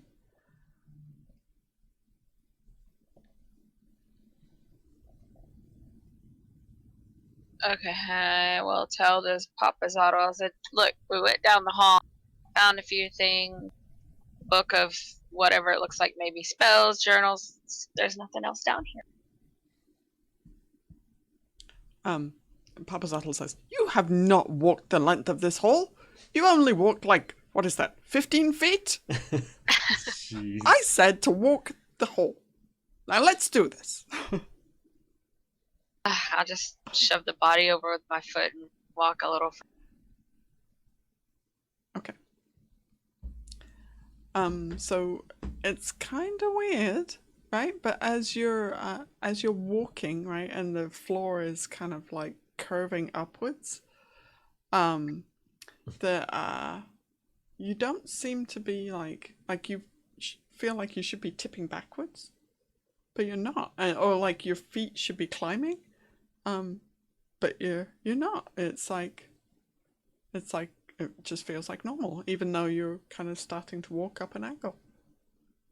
That's weird. It's a fun house. Yay. Okay. Okay. Yeah, I'll wait there for a minute. Like, just kind of look around, make sure I don't get shot by anything. Okay. Let's go back to Ulfgar for a sec, because he's about to get something. Plastered. Yeah, maybe. What are you up to? He's curious about this thing moving in the water, if it's a threat to him. Says, Arokh, careful, there's something in the wine. It's swimming round. Don't know if it's a threat or if it's a friend. But knowing this place, I don't think it's the latter. Arokh just go and immediately latch himself up above the water on this pillar. Okay. It is. Well, the wine has stopped flowing, so you're kind of like. It's all plugged. Yeah, it has stopped flowing. Oh, okay. Yeah. You said. So, well, let me think. How many? You're probably about 50-50 now. Like 6 feet of wine, 6 feet of rest of the room. So yep, you can certainly do that. And Ulfgar, you feel or you can, well, hang on, which bit did you, because it's 5 foot cube, right, that you could change the opacity of? Yes. Where did you do that? Wherever I saw the ripples. Okay. And if I missed, then I try and get in front of the ripples. Okay. Again. So I'll just put it like right there. Okay. Okay, where are you right now? Pretty much where he's at. Okay. All right, so you see kind of... Maybe, actually, I will move him there. You see this thing pass through there, right? Because it looks like it's bigger than that 5 foot space. So you only see like part of it pass through there. Okay. And then you can kind of feel it, like it's like part of it winds around your leg. Nope. So what are you doing to, aside from saying no, clearly this thing is not bothered by consent. Realizing he could get pulled under the wine at any moment, and lose his ability to cast any verbal spells. And being loud is one of his abilities. He's probably going to cast Polymorph again while he still can. And turn himself into a giant ape. Okay. So your equipment, your gear melds into the new form. Yep. Okay, how big are apes? They are huge, which puts them at about a 15-foot creature. Okay. Oh, he's turning into a giant ape. Yes. Okay. If he's gonna, it's small didn't do it. He's gonna try big. So you're actually kind of yeah, pretty much. Have to like duck your head a little bit so that you're Which is normal for an ape, right? When you do that, do you lose concentration on your you can still maintain water? concentration on stuff. Okay. Got it. I can't cast any new spells. Oh, actually this lasts for an hour as well. Okay. So you've got like this funny 5-foot square that is clear. Yep. Okay, so you're a giant ape. And the wine goes up a little bit. Yep, sure Due to does. this displacement. And he starts banging on the block wall. Okay. So, Tobias and Kellisto on the other side of the block. You hear this pounding. It's like boom, boom, as activity the other side of the wall is going on. Mm-hmm. It's just Ulfgar, unfortunately, this doesn't seem to be doing anything. Did the wine creature desist? Yeah, it's you don't seem to kind of feel it wrapped around your leg anymore, that's for sure. He'll give it a go with trying, which I know it's not going to work, but he's still going to give it a go with trying to lift the stone slab. Okay. Though I realize there's no handholds because it's right. airtight. He's still going to try. Because, he wants out. Giant ape says out. He knows this way's out. Okay. So you do push with all your giant ape might. Man, I wish I had a token for giant apes. And maybe I do. And the stone does not seem to budge. Okay. Do I have a giant ape top? Then he'll move towards the crypt. Okay. And then he'll proceed to just kind of rip it off the ground or lift it or something like that.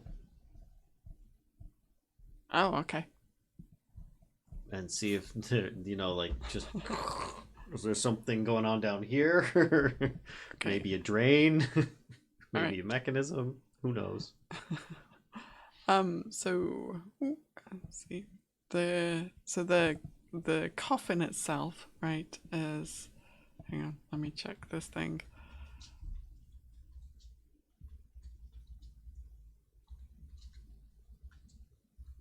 Okay. The coffin itself does not budge, right? But you're kind of grabbing it with your big ape mitts and like pulling and pushing, and so you're actually bending the sides of the coffin, but the bottom of it seems to be very secured. Like the bottom of the coffin does not move a millimeter. It does not move at all. But you yourself are bending and bowing the sides of it. That lid is never going to close the same again. Give it all my might to try and rip the thing up. The question is the inside of the coffin is flooded? Yeah, it is now. Yep. Somewhere in this mess, there's a bit of rag floating around. Even if it's just the sides and the lid that comes off, he's still going to try and rip it free. Okay, yeah, you can rip the lid off. The hinges just give way to your, giant ape might. Okay. Rip the lid off, and you can kind of bend and tear even the metal, like at the corners. You can kind of get it to buckle, and but the bottom of the coffin is not moving. Okay. And Kellisto and Tobias, the pounding has stopped. And you have no idea if that was Ulfgar, if that was something else. Like, what else did he unleash in there? I look at Tobias. Is there any way you can break the stone? I got nothing. Doors. Well, what's going on in there? What's going on in there?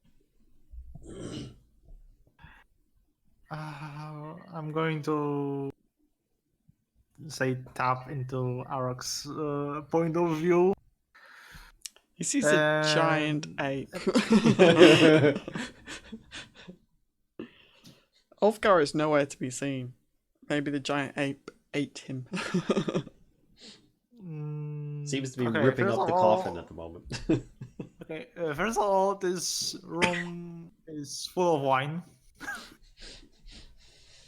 And beside the Arokh, there's a giant ape. What about Ulfgar?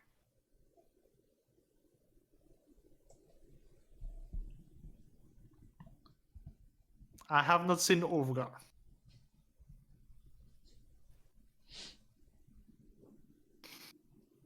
Tell Arokh to tell Ulfgar if he can find him or unless he's already dead, to try to. There's got to be a puzzle. Solve a. You know, Ulfgar's really bad at puzzles. Okay, there's exchanging my thoughts with Arokh, and Arokh is Arokh is so confused as and Tobias. Wait. There's sun coming from the ceiling, right? Can they break through the ceiling?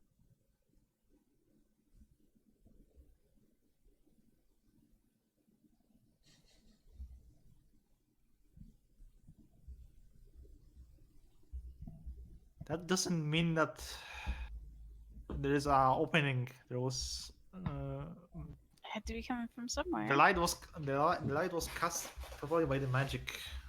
So Ulfgar starts punching where the down in the ground where the coffin didn't come away.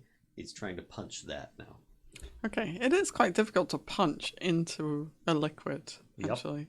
Yep. Okay, so while you're punching that, Valia, do you want to continue up the curve? Yeah, I'll continue a little bit. Okay. Your spirit friend Papazotl says, yes, forward! Keep going forward! So pushy. Okay, so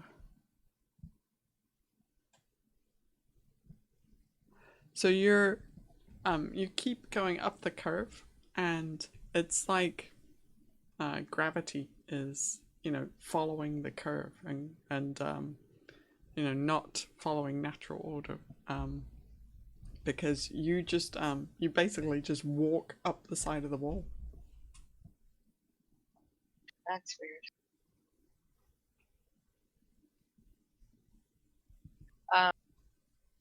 I'm just like, man, are you seeing this? We're walking up the wall. So Kellisto and Tobias, you hear Valia's voice like from down the corridor talking about walking up the wall. I look at Tobias. I'm like, I'll go see what she's up to. yes, please. I walk down that corridor. Okay. Looking at her. Does she look like she's walking up a wall to me? So you actually can't see her because the curve, maybe you can just about see her, but yeah, I mean, the angle that you see her at is completely unnatural. She's like, it does look like she's walking up, but it's the floor she's on, but it's curved up. And as you walk down there as well, the same thing happens. Valia, what are you doing? I look back and wave. I said, look at me. I'm walking up a wall. Like one of those skeleton things. Look, let me make the noise for you. And I'll make this weird... Soon she'll have a keeper ahead. Krista laughs. And then she's like, but Ulfgar. You gotta get Ulfgar out. What do you mean? He didn't get out with the rest of us? No. He's trapped in there. And I don't think it's good. Always gotta ruin my good time. Alright, I guess say sorry, Papazotl. We gotta go save people, because that's what we do. I guess I'll come back down the wall. No! He says, no, keep going this way. Keep going. No, turn around. Turn around. And if I keep going that way, I'm just going to keep going on the wall. It's a dead end. There's nothing there. I mean, it does, like, the floor curves up, right? So, as you're, like, walking around, it does just seem to keep curving. It's a never-ending hamster wheel, so... Okay. Ulfgar, you're just punching the... Yeah. Oh, sorry, Kellisto. Is it making any progress? Well, I was gonna say before she starts walking away, it's like, well, maybe this will lead into a secret place to get into. Do you think? I mean, I Kinda can weird. keep walking, because, I point to my head. They want to keep We'll just keep walking and see what happens. Okay. Okay. Okay. So... Keep walking, then. Yeah, so you continue walking around the curve, right? And go... it feels like you have made it like halfway around the circle now from like where you started out at this intersection. Right? You're gonna keep going? Yeah, might as well. Okay.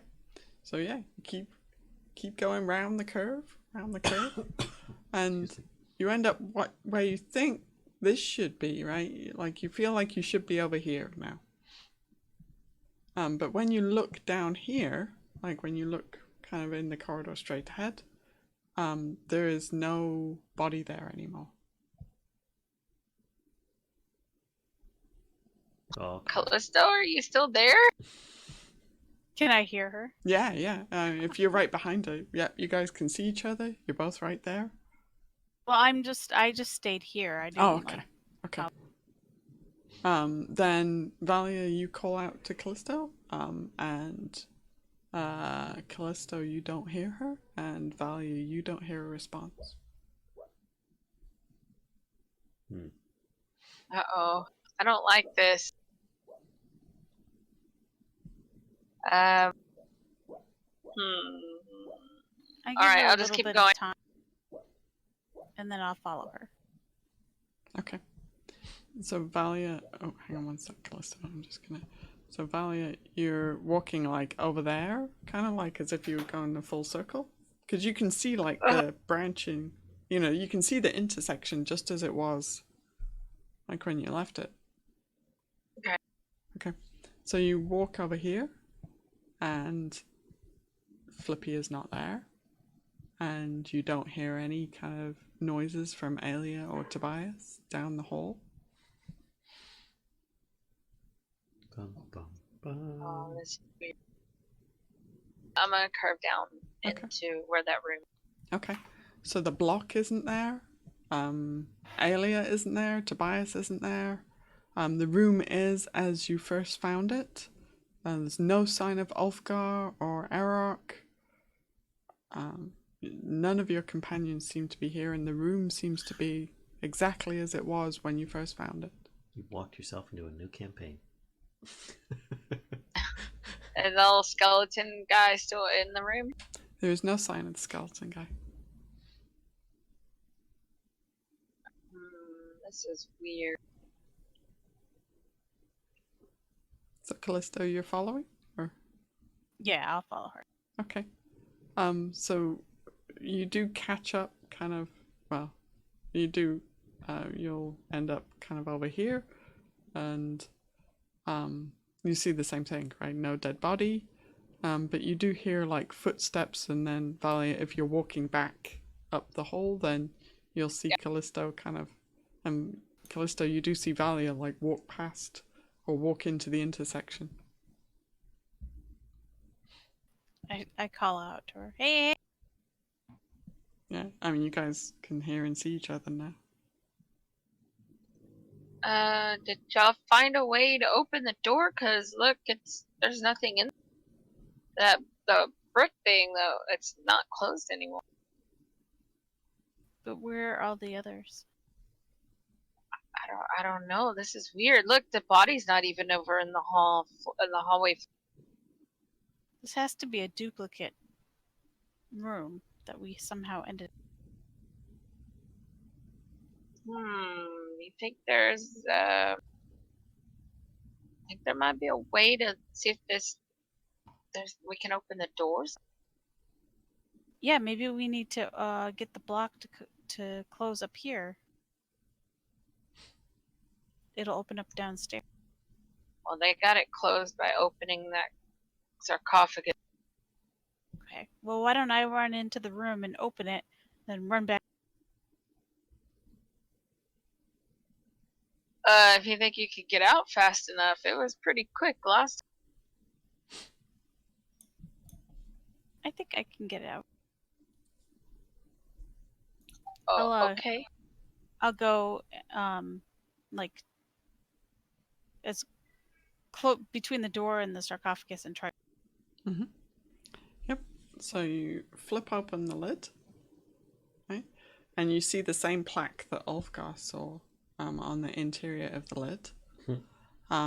And you hear the gloop, gloop, gloop, and then almost immediately the wine starts gushing out of the gargoyles, and the stone starts lowering. Okay, I hear it. Get out, get out. Because I think I had enough. I can go that fast, can't I? Yeah, you can get out.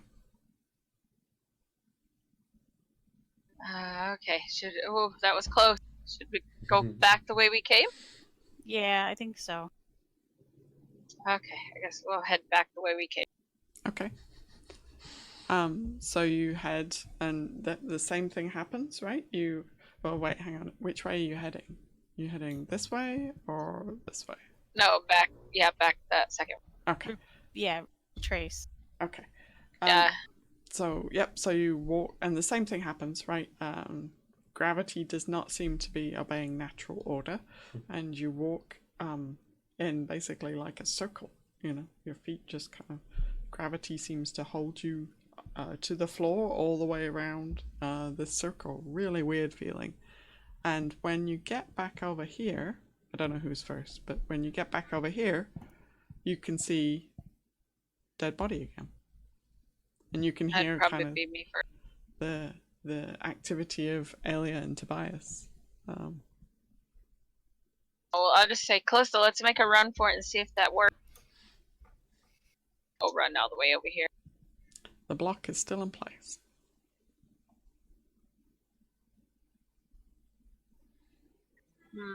I swear. And then you're like, Tobias, we found some weird hallway. maybe if we go the opposite way. You think so? Yeah, I start running towards the opposite direction. Quick question. Yeah. I'll follow. As I'm as tall as the ceiling, Mm-hmm. and I'm smashed the sarcophagus. Yeah. You said that there was a light coming from the ceiling. That's pretty much in my face right now. What am I seeing?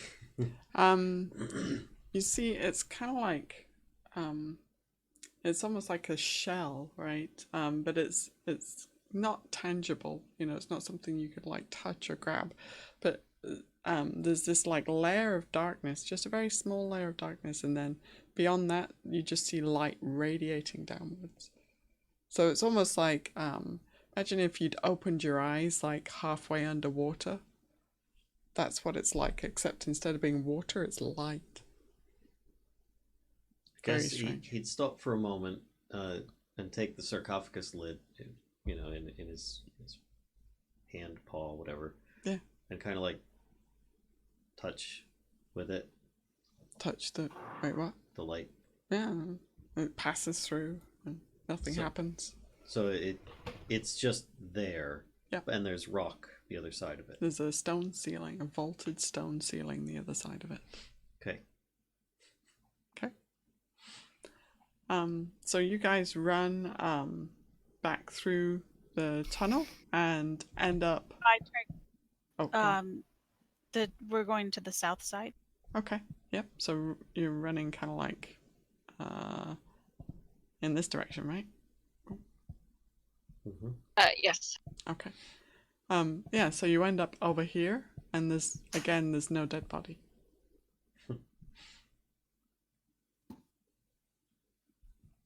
So I'll run towards the hallway in the room again. Okay. And the stone is lowered.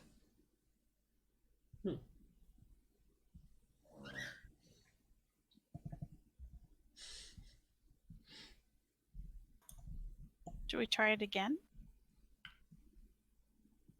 The stone is lowered? Oh, the stone's down. Yeah, the stone's down already, so we can't.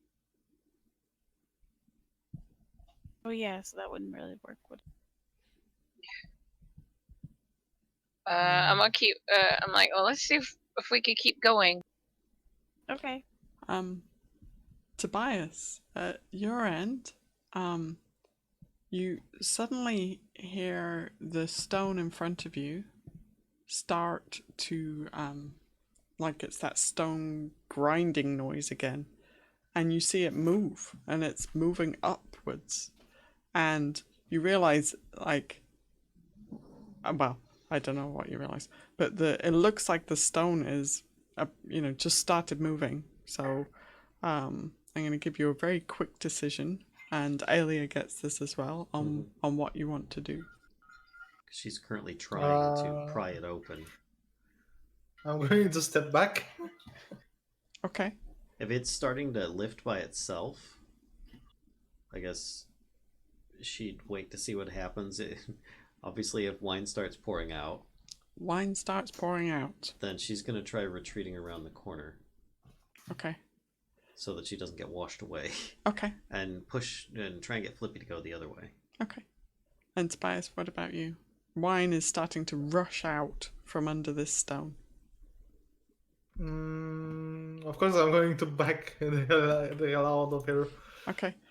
Yeah, it's flowing, like, as the stone raises, and Ulfgar, you would begin to notice that suddenly a big monkey butt plugs the door hole. the wine is rushing down the hallway. It's like a little tidal wave of wine going down the hallway. So yeah, it's gonna go all the way down the hallway, towards the ceiling. Oh, towards the stairway. Sorry, not towards the ceiling. Good. So his large self. So wine is like. Yeah, would move over to the door and try and like help lift the stone up. And you guys now probably see a giant ape, trying to help the stone lift, if at all possible, or making sure it stays lifted until the wine. Okay. Finishes exiting the room. It's funny thing is that the ape is almost as smart as Ulfgar is. And then or Ulfgar is as smart as an ape. So Tobias, you feel like this is going to wash you away momentarily, if you don't take an action, do something to kind of steady yourself or whatever. Okay, I'm going to run up the corner mountain and fly off. Okay. So you see, this wine fall just gush over the side here, down to the floor below. I have the question: does the wine will go up the wall in these hallways? So yes, it will.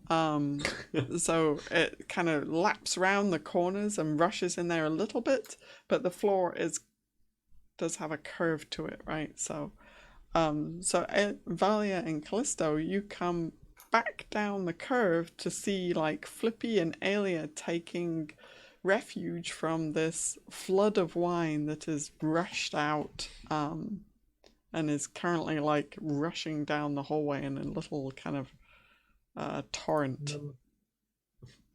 Drowned in non-Euclidean space. That's an achievement. Yeah, I mean, it doesn't. It's like the wave of blood from The Shining. Yeah, pretty the much. Hallway scene. Yep. Except with a little MC Escher flair. I immediately cast Water Walk. Okay. Nice. Alright, so yeah, You're now walking on Flippy, the- Aelia, Valia, and Kellisto all have water walk. And there's a giant ape that is trying to squeeze like one arm and a head through the doorway right now. Well, once whatever get- we did seemed to work. Yeah. So I walk over to see if I can see if the thing, and it works on anyone that is within my range and that I can see. He's not in my range yet though, so I start yelling for him. Ulfgar! Yeah, I mean, Ulfgar seems much taller. Well, Ulfgar's ape self seems much taller than the water, the level of the water. He kind of takes up a 15-foot cube space, more or less. You think if he were to stand on the wine that's there, first it would be kind of unstable because it's rushing, but second he would actually hurt himself on the ceiling. So but I don't know he's the ape, so I'm just That's like, true. So, there's transparent. So he's still just kind of like trying to get through the doorway, but he's letting the wine through as well. He just doesn't want the ultimately. This is what he's thinking. I don't know if it's applicable for others to know or not, but he's currently wants the wine to stop being too strong before it turns itself back. You know, like the current. He doesn't want to get washed away with the current. Yeah. That's all.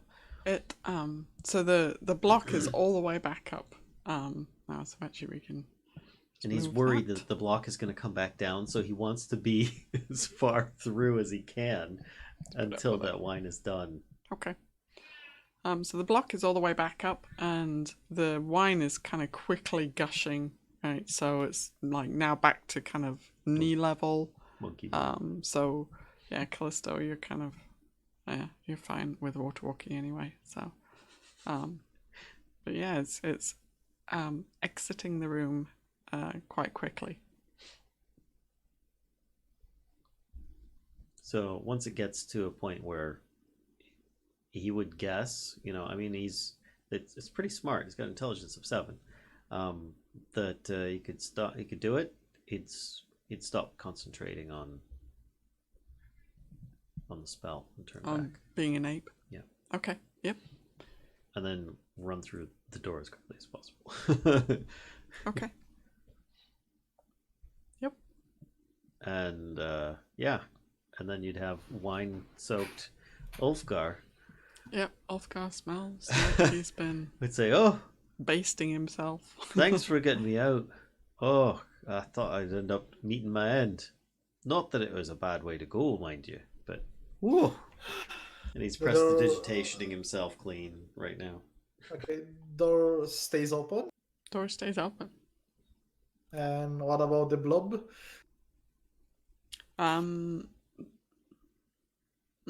Yeah, the blob is not there. It's currently eating Callisto, who's walking on its back. I'm disappointed.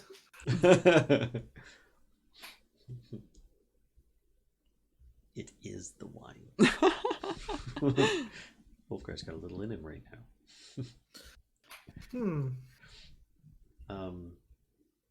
So he proceeds to rejoin the rest of the group and say, "Thanks for getting me out. What is it that you did? I was kind of in a panic in there." Not really sure. It didn't seem to work at first. So there's duplicate rooms. And we just had it raised in a different room. It's like it's like one of those things you see in like the markets where it has this glass on one side and a glass on the other, and then there's like dirt, and they flip it and it just falls, and then they flip it back and it falls through again. And I'm just like making the motion with my hand, like flipping it upside down. It's like a mirror, or one of those things you see your reflections. It's weird. Same room, everything's exactly the same. So we just figured maybe if we open it, it'll have the same thing will happen, and maybe like empty your room, and it did. Well, hey, I'll take it. I think we've got what we need into that room. But I'll have you know, I didn't open the sarcophagus. Right. I was told I probably shouldn't open things. I thought it was empty. I didn't know it was trapped. Which it was empty. But it also had a sign that more or less said, "You're a sucker," inside it. Okay, so He's should we carry on now? People clean at this Yeah. point. I don't like this place. Let's get out of here. What? I'm actually a bit surprised. I mean, I guess it's purple eyeballs for everybody now. Yeah. Well, maybe Somehow that this seems better wine than washed it drowning away. in water. We probably can go and check this place with bats. Oh, our food yeah. Yeah, some of them might have... Oh, well, you guys collected them all, pretty much. I was going to say some of them might have defrosted by now, but I think pretty sure you collected them all. I look at my feet. I'm like, look at my claws. They're stained. Hold still. I'll clean them off for you. But that's not wine. That's yeah. That's blood from the last thing you slaughtered, you Josh. I mean, I needed them clean. You just wanted them cleaned. I got it. Yeah. Prestidigitation. Thanks. I just shake out my legs and move on. I like that Flippy's leaving the party now. Yeah. Yeah, Flippy's like, let's go this way. He's got his little wing. Like, come on. He's all like, Yep, for sure. Tell Tobias, I was like, yeah, well, the mouth thing, it could lead to a cave, but we couldn't see the bottom, so it's a pretty long, it's a pretty wide opening, but I don't think it's big enough for either one of your companions there to fly. So are we heading down or are we going back up? Eyeballs. So are we heading down or are we going back up? Oh, that's hard to say. I think we should go back down. I think we should go towards the eyeballs. Yeah, because up we had two hallways we didn't go in. One had like choppy blades that could make us into dinner for whatever else is in here. Julian Price. I don't remember what the other one was. Although I could probably get past that, but you know, if it's not important, we can always backtrack if we have to. Well, let's go down. There's another plaque like this one here. I pointed at the plaque on the wall. There's another one of those down there, and I think it's clear enough where we can get to it and read.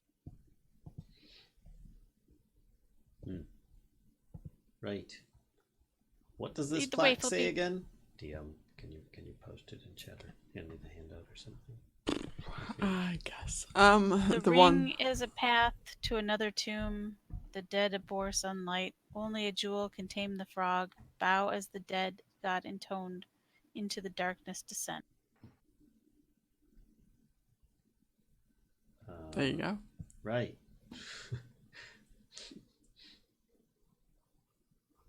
Does any of that apply to what we've just experienced? Maybe. I hate riddles. That's creatures and monsters. Okay. So downstairs? Sure. Okay. Yeah. Valia, let me relight your javelin there. So I don't know what your marching order is, but I'm going to move you over to the other map. And I'm just going to be ahead of everybody. Gosh, we're finally on another map. Oh no. You are on another map. Oh For better no. or worse. Ew. Gross. So if you want to kind of arrange yourself in whatever order you would be, these are obviously like the stairs down, right? Valia is up Tobias will probably descend on, think it's on flying Valia. Arokh. Flippy than myself. That will be the most safest bet. Okay. So as you approach this purple mold, the same. Hang on, there's a fly that's bothering me. and I'm not kidding. So as you descend the stairs, yep, there's this purple mold on the wall, and it's kind of like, it looks wobbly. The surface looks wobbly, almost like it's like algae, you know, kind of a cross between mold and algae, maybe a lichen or something.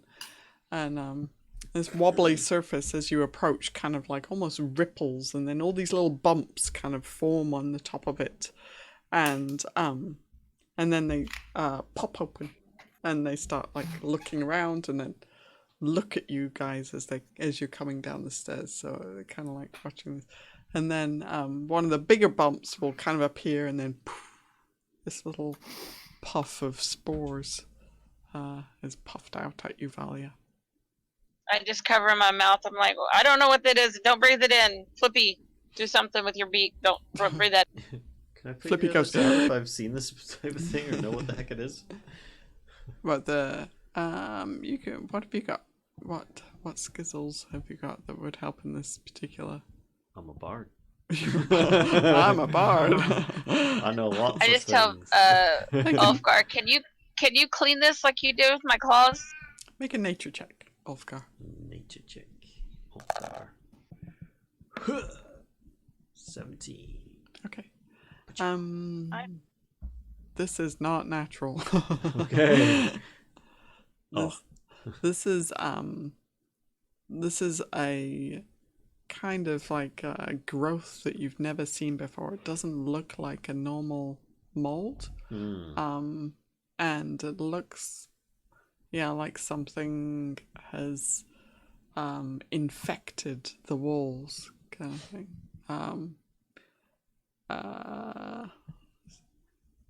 Yep, and it's really stinky. It smells like dead bodies. He tried to prestidigitation and see if he Smells can like clean our some cats.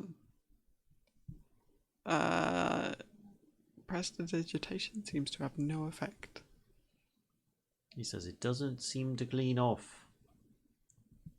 I'll get a piece of cloth out of my pouch and put it around Flippy's feet and put a piece around my face. And I'm like, well, I'm gonna try to go see what this plaque says on the other side. So wish me luck. Flippy, stay here. Don't go nowhere. Okay. So I'm gonna push myself against this railing as much as possible and try to go around this. Okay. So, and as you kind of move like towards the new chunk over here, all the little bumps like appear, and then they all like open their eyes and they're looking at you. Like, It's like, man, I just yell back. Not many things really freak me out or scare me, but this, I would rather have snakes. And I just keep slowly shoving myself against this railing, trying to get to it. Okay, so here's what this one says. Walk through water with weapon in hand. Slake your shadow at the font. The vulture is the first step. Write the gods. The walls of history tell all. Here, I'll put it in chat so you can have it for... So we don't have to go, what did it say again? Thank you. No bother. Copy that. We'll put it in the quest log right now. Does she have handouts for this? Maybe. Mm-hmm. There we go. Sorry. I'm like in the middle of typing and suddenly just no. I'll read it out loud or what it says, and I'm like, okay. I just pull out my warhammer. I have my weapon.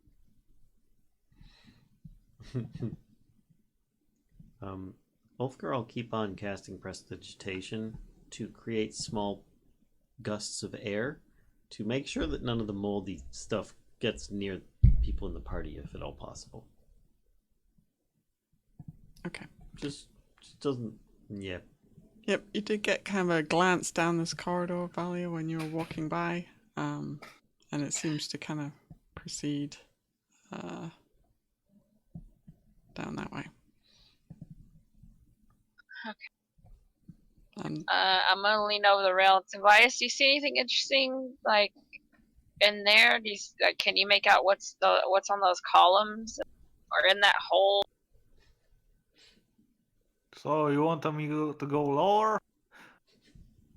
I mean, I don't know if you could see from up there. I mean, I know you can't see in the dark, but yes, go lower, Tobias. How low can you go? Which direction do you want to go? Down? He chose down. You chose down. One of his many people inhabiting his body told him to go low. yeah. The one that was outside, inhabited by a I'm different gonna I'm gonna try to start inching my way here and peek down this hallway before going back. Okay. So you see fun stuff down here.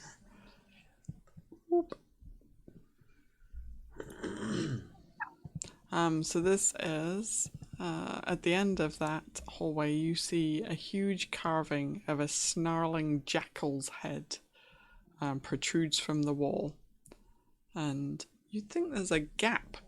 You think you can see a gap between its fangs, and there's something beyond there. It doesn't seem like it's like solid behind his fangs.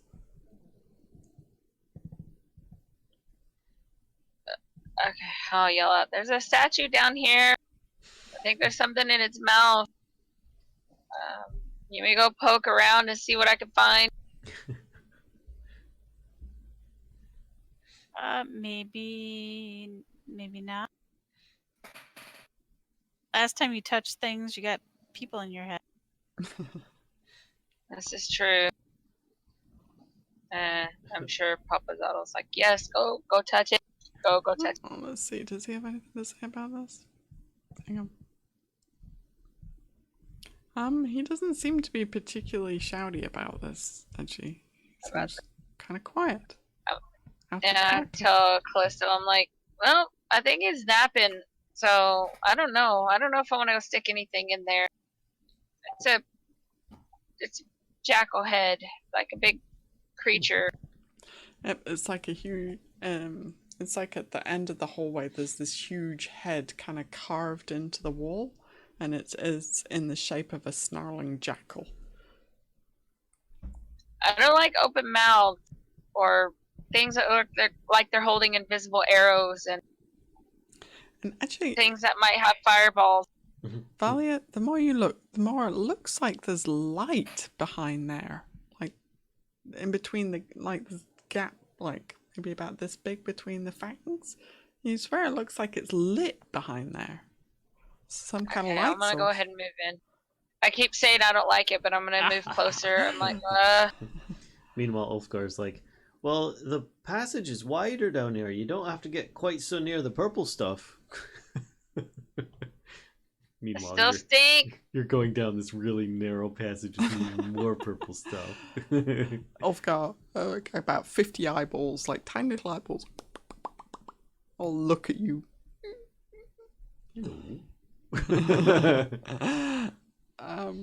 Okay, so Valia, yeah, you're pretty sure there's like a 2-inch gap between the fangs, and you think you can see like another room through there. I yell down the hall. I was like, there's light coming from its mouth, and there might be a room back there. I can't fit in there, and I don't know if I want to stick anything in there. Are you having I'll a pull look out. now, or? Yeah, I don't want to stick my face right against it. I'm just gonna kind of like glance inside of it from a short distance, you know. Okay, I'll describe what you see. So you see 4 torches illuminating stone statues of sphinxes in the corner of the room. So it's kind of a big room. They're like over here, right? What? What? I haven't like opened the room up, but you can still see my pings, I think, right? No. Oh, wait, Yeah, I yeah. see 'em now. Okay, I had to Okay. scroll much higher up. All right, Sorry. yeah, sorry. Mm, So they're over here, right? These carved stone sphinxes. And the ceiling in this room is pretty tall. The torches cast a flickering light across a floor that is tiled, and the tiles have hieroglyphs carved into them. You see in the center of the room, so that's about here-ish, is a gold inlaid funeral barge. It's on top of a 3-foot tall stone dais, and resting on the deck of the barge is a small golden sarcophagus decorated with horned rabbits. Don't touch anything. No, just kidding. A dark shaft opens in the ceiling directly above the barge. That's kind of what you can... Actually, you know what? Screw it. I'm just going to open this. Meanwhile, you can hear behind you, walk through water with weapon hang in on. hand. Hang on, let me do like this. So like there's the funeral barge. You can kind of see it like that. Like that. And I'll yell, I'm like, we have another sarcophagus Well, in this room. if there's anything I've learned, we shouldn't touch it. We just need to get skeleton things for some reason. Skulls and things. Are there any skitters on the ceiling? I don't know. I don't know if there's another door to this room either, because I can't really see the other side. There's two sides, so maybe let's go back down the other hall and see. But the wide hall. So is Yeah. when Ulfgar asks you if there's another door, are you taking another look, or are you? Yeah, I think I'll get a little bit closer and try to see if I can peer in, a little bit better. Okay. I'll just kind of put my character on top. Yeah. Purple mold grabs you. Suctions your face off. No, but so the Takes your purple eyes mold out. doesn't do anything, but you do, as you get closer, you can kind of see a bit more of the room, right? So you see this, and I'll explain that person in a minute, because there's some activity that happens first, right? So over here, a slab of wall suddenly grinds up. Right, and a dwarf wearing a turban and chainmail creeps into the tomb. He brandishes a shield in front of him as he treads cautiously across the floor. So you see this dwarf kind of walk out from this doorway over here. I'm trying to write things down. I have a cat that wants to lay on my notebook. Is it like a regular dwarf or like a dead dwarf? It looks like a regular dwarf, like regular dwarf. Not like one of those ones that we've seen, right? That No. undead. Yeah, actually, No, I can more like kind of Holderheck. Interesting. describe him too. So Yeah, I'm gonna hold up my hand and I'm like, like there's, and I point to the face and I put my hand to my, my claw to my mouth, like, and I'm gonna watch him and see what he does. Okay. So the dwarf steps out of the doorway onto the tiled floor, and there's a loud clicking noise. And then a deafening buzzing rises as locusts pour out of the mouths of the Sphinx I was gonna say, I mumbled to myself as soon as it clicked, that's one dead. So these locusts pour out of the mouths of the sphinxes, and quickly engulf the dwarf. And he's like, and he's trying to fight them off. Like, he's like flailing in this cloud of locusts. Right? It just completely like engulfs him. So Kellisto, you can kind of hear actually like another voice crying out. And then, so he tries to fight them off, and eventually the cloud of insects vanishes, and there is nothing of the dwarf, except this. It's just bones and claws. Bones and gear, yep. Nice. Went to the mummy. So I'm gonna pull out a parchment and a quill with some ink, and I'm gonna. Can I see what tile he's like? Can I kind of sketch what tile he stepped on? Oh, I don't know if I can see the detail. hang on one sec.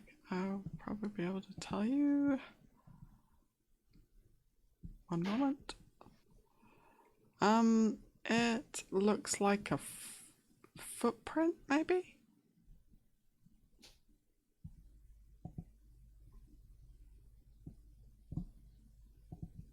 So the tile that his body is lying on looks kind of like one of the others that you can see the whole thing of, and that's a footprint. And okay, I'll just jot it down real so quick. So you're kind of looking at it, and then you jot it down, and then you go to look back again, and the same thing is happening over again. So the stone is raising up over here, and then the dwarf kind of peers. Same dwarf, you know, and then steps forward, and then so it's repeating. Oh, that's weird. Okay. The locusts pour out, and Kellisto, you hear the same exact dwarf cries that you heard a moment ago. I'm jumping up and down. What's going on? What's going on? What's going on? Just a dwarf, and I pull out the journal while I'm trying to tell. And I'm like, "There's a dwarf. He walked in this room. I explained to her the room, and tell her he steps on this thing, and a swarm of locusts come out, eat him up, like all over the place, and I'm like, my arms waving everywhere, and he's dead, but then it starts over again. He's like stuck in a death loop. That guy is cursed. And then while I'm doing it, I'm opening this journal, reading through, and I'm like, I bet it's this guy, and as I point to I'm looking and I'm reading to myself, pointing to this name. It's the bravest Holderborn name. I said, we need to go back to the others, and I need to tell them about this. Okay. Yeah, I don't want to go in that room. Yeah, well, unless you could squeeze through there. Never mind, you can squeeze through. Let's go back. Yep. As you guys arrive, Ulfgar is finishing reading the plaque. The walls of history tell all. Right. Got it written down. Yeah, that's what I read you earlier. I couldn't hear you. Because you were talking. What? So we're all going to come back over. I said, yeah, so I'm going to step into this hall right here. So what'd you find in that room? I heard you say there was fangs and something. Yeah, everybody come over here where there's not so much purple gross stuff. Hang on a sec, because don't get so far ahead, because I'm scrolling to... Kind of stepping right inside here. Yeah, she's got traps. You're going to have to give her a second to set all of them off. Exactly. Just stepping right inside to make room for... There are... one sec, because in the alcoves here... Boop, boop, boop, boop, you may regret stepping forward. Probably. Two hulking figures stand in alcoves along this long hallway facing each other. Armor is bolted to their flesh, and they are wearing bucket helms and spiked gauntlets. Iron collars around their necks are connected by a spiked chain that stretches across the corridor. Oh, hey, Ulfgar. Found the room. The room? What room? The Water wine room? well. The what? The water well. Right. This is the room from the left. Got your chain guards. Okay, so... And Ulfgar looks at his notes and says, is this walk through water with weapon in hand? No, I don't think so. Slake your shadow at the font. What's a slake? What font? Okay, I don't think it's that one. Vulture is the first step. I don't see any vultures. I just hold my hand up. I'm like, stop. He's like going through the checklist. I'm like, let me tell you about that room first before we go further. And hope these things don't come alive on us. Well, I'm pretty sure And they do. I tell him about the room. and I tell him about the repeating thing. And I said, I think the vulture is the first step. That means if we go into that room, we need to step on the vulture tile to write the gods. That way we don't get eaten by locusts. But if you want to get eaten by locusts, I mean, I think we're all okay with it. But we don't want to get eaten by locusts. Nope. You go ahead and step on the vulture. I'm fine. Okay. They seem to like dwarf meat. So I think we're okay. It's not the first time I've heard you say this. You're so, look at y'all. You're so, I'm just going to pinch your arm. Like, you're so plump. Yep, and I'm freshly basted in wine. Now, what are we doing here? True story. This, yeah, I'm like, I just point at the chain. I'm like, this, I don't know. Well, I've got an idea. You tell me what happens. And Ulfgar says, I'm gonna take Kellisto's suggestion. I'm gonna go up to the well. I'm gonna look in it. And he's gonna pop up the stairs. Okay. So he goes back to the room with the... Yeah, I'm just gonna set him here for now.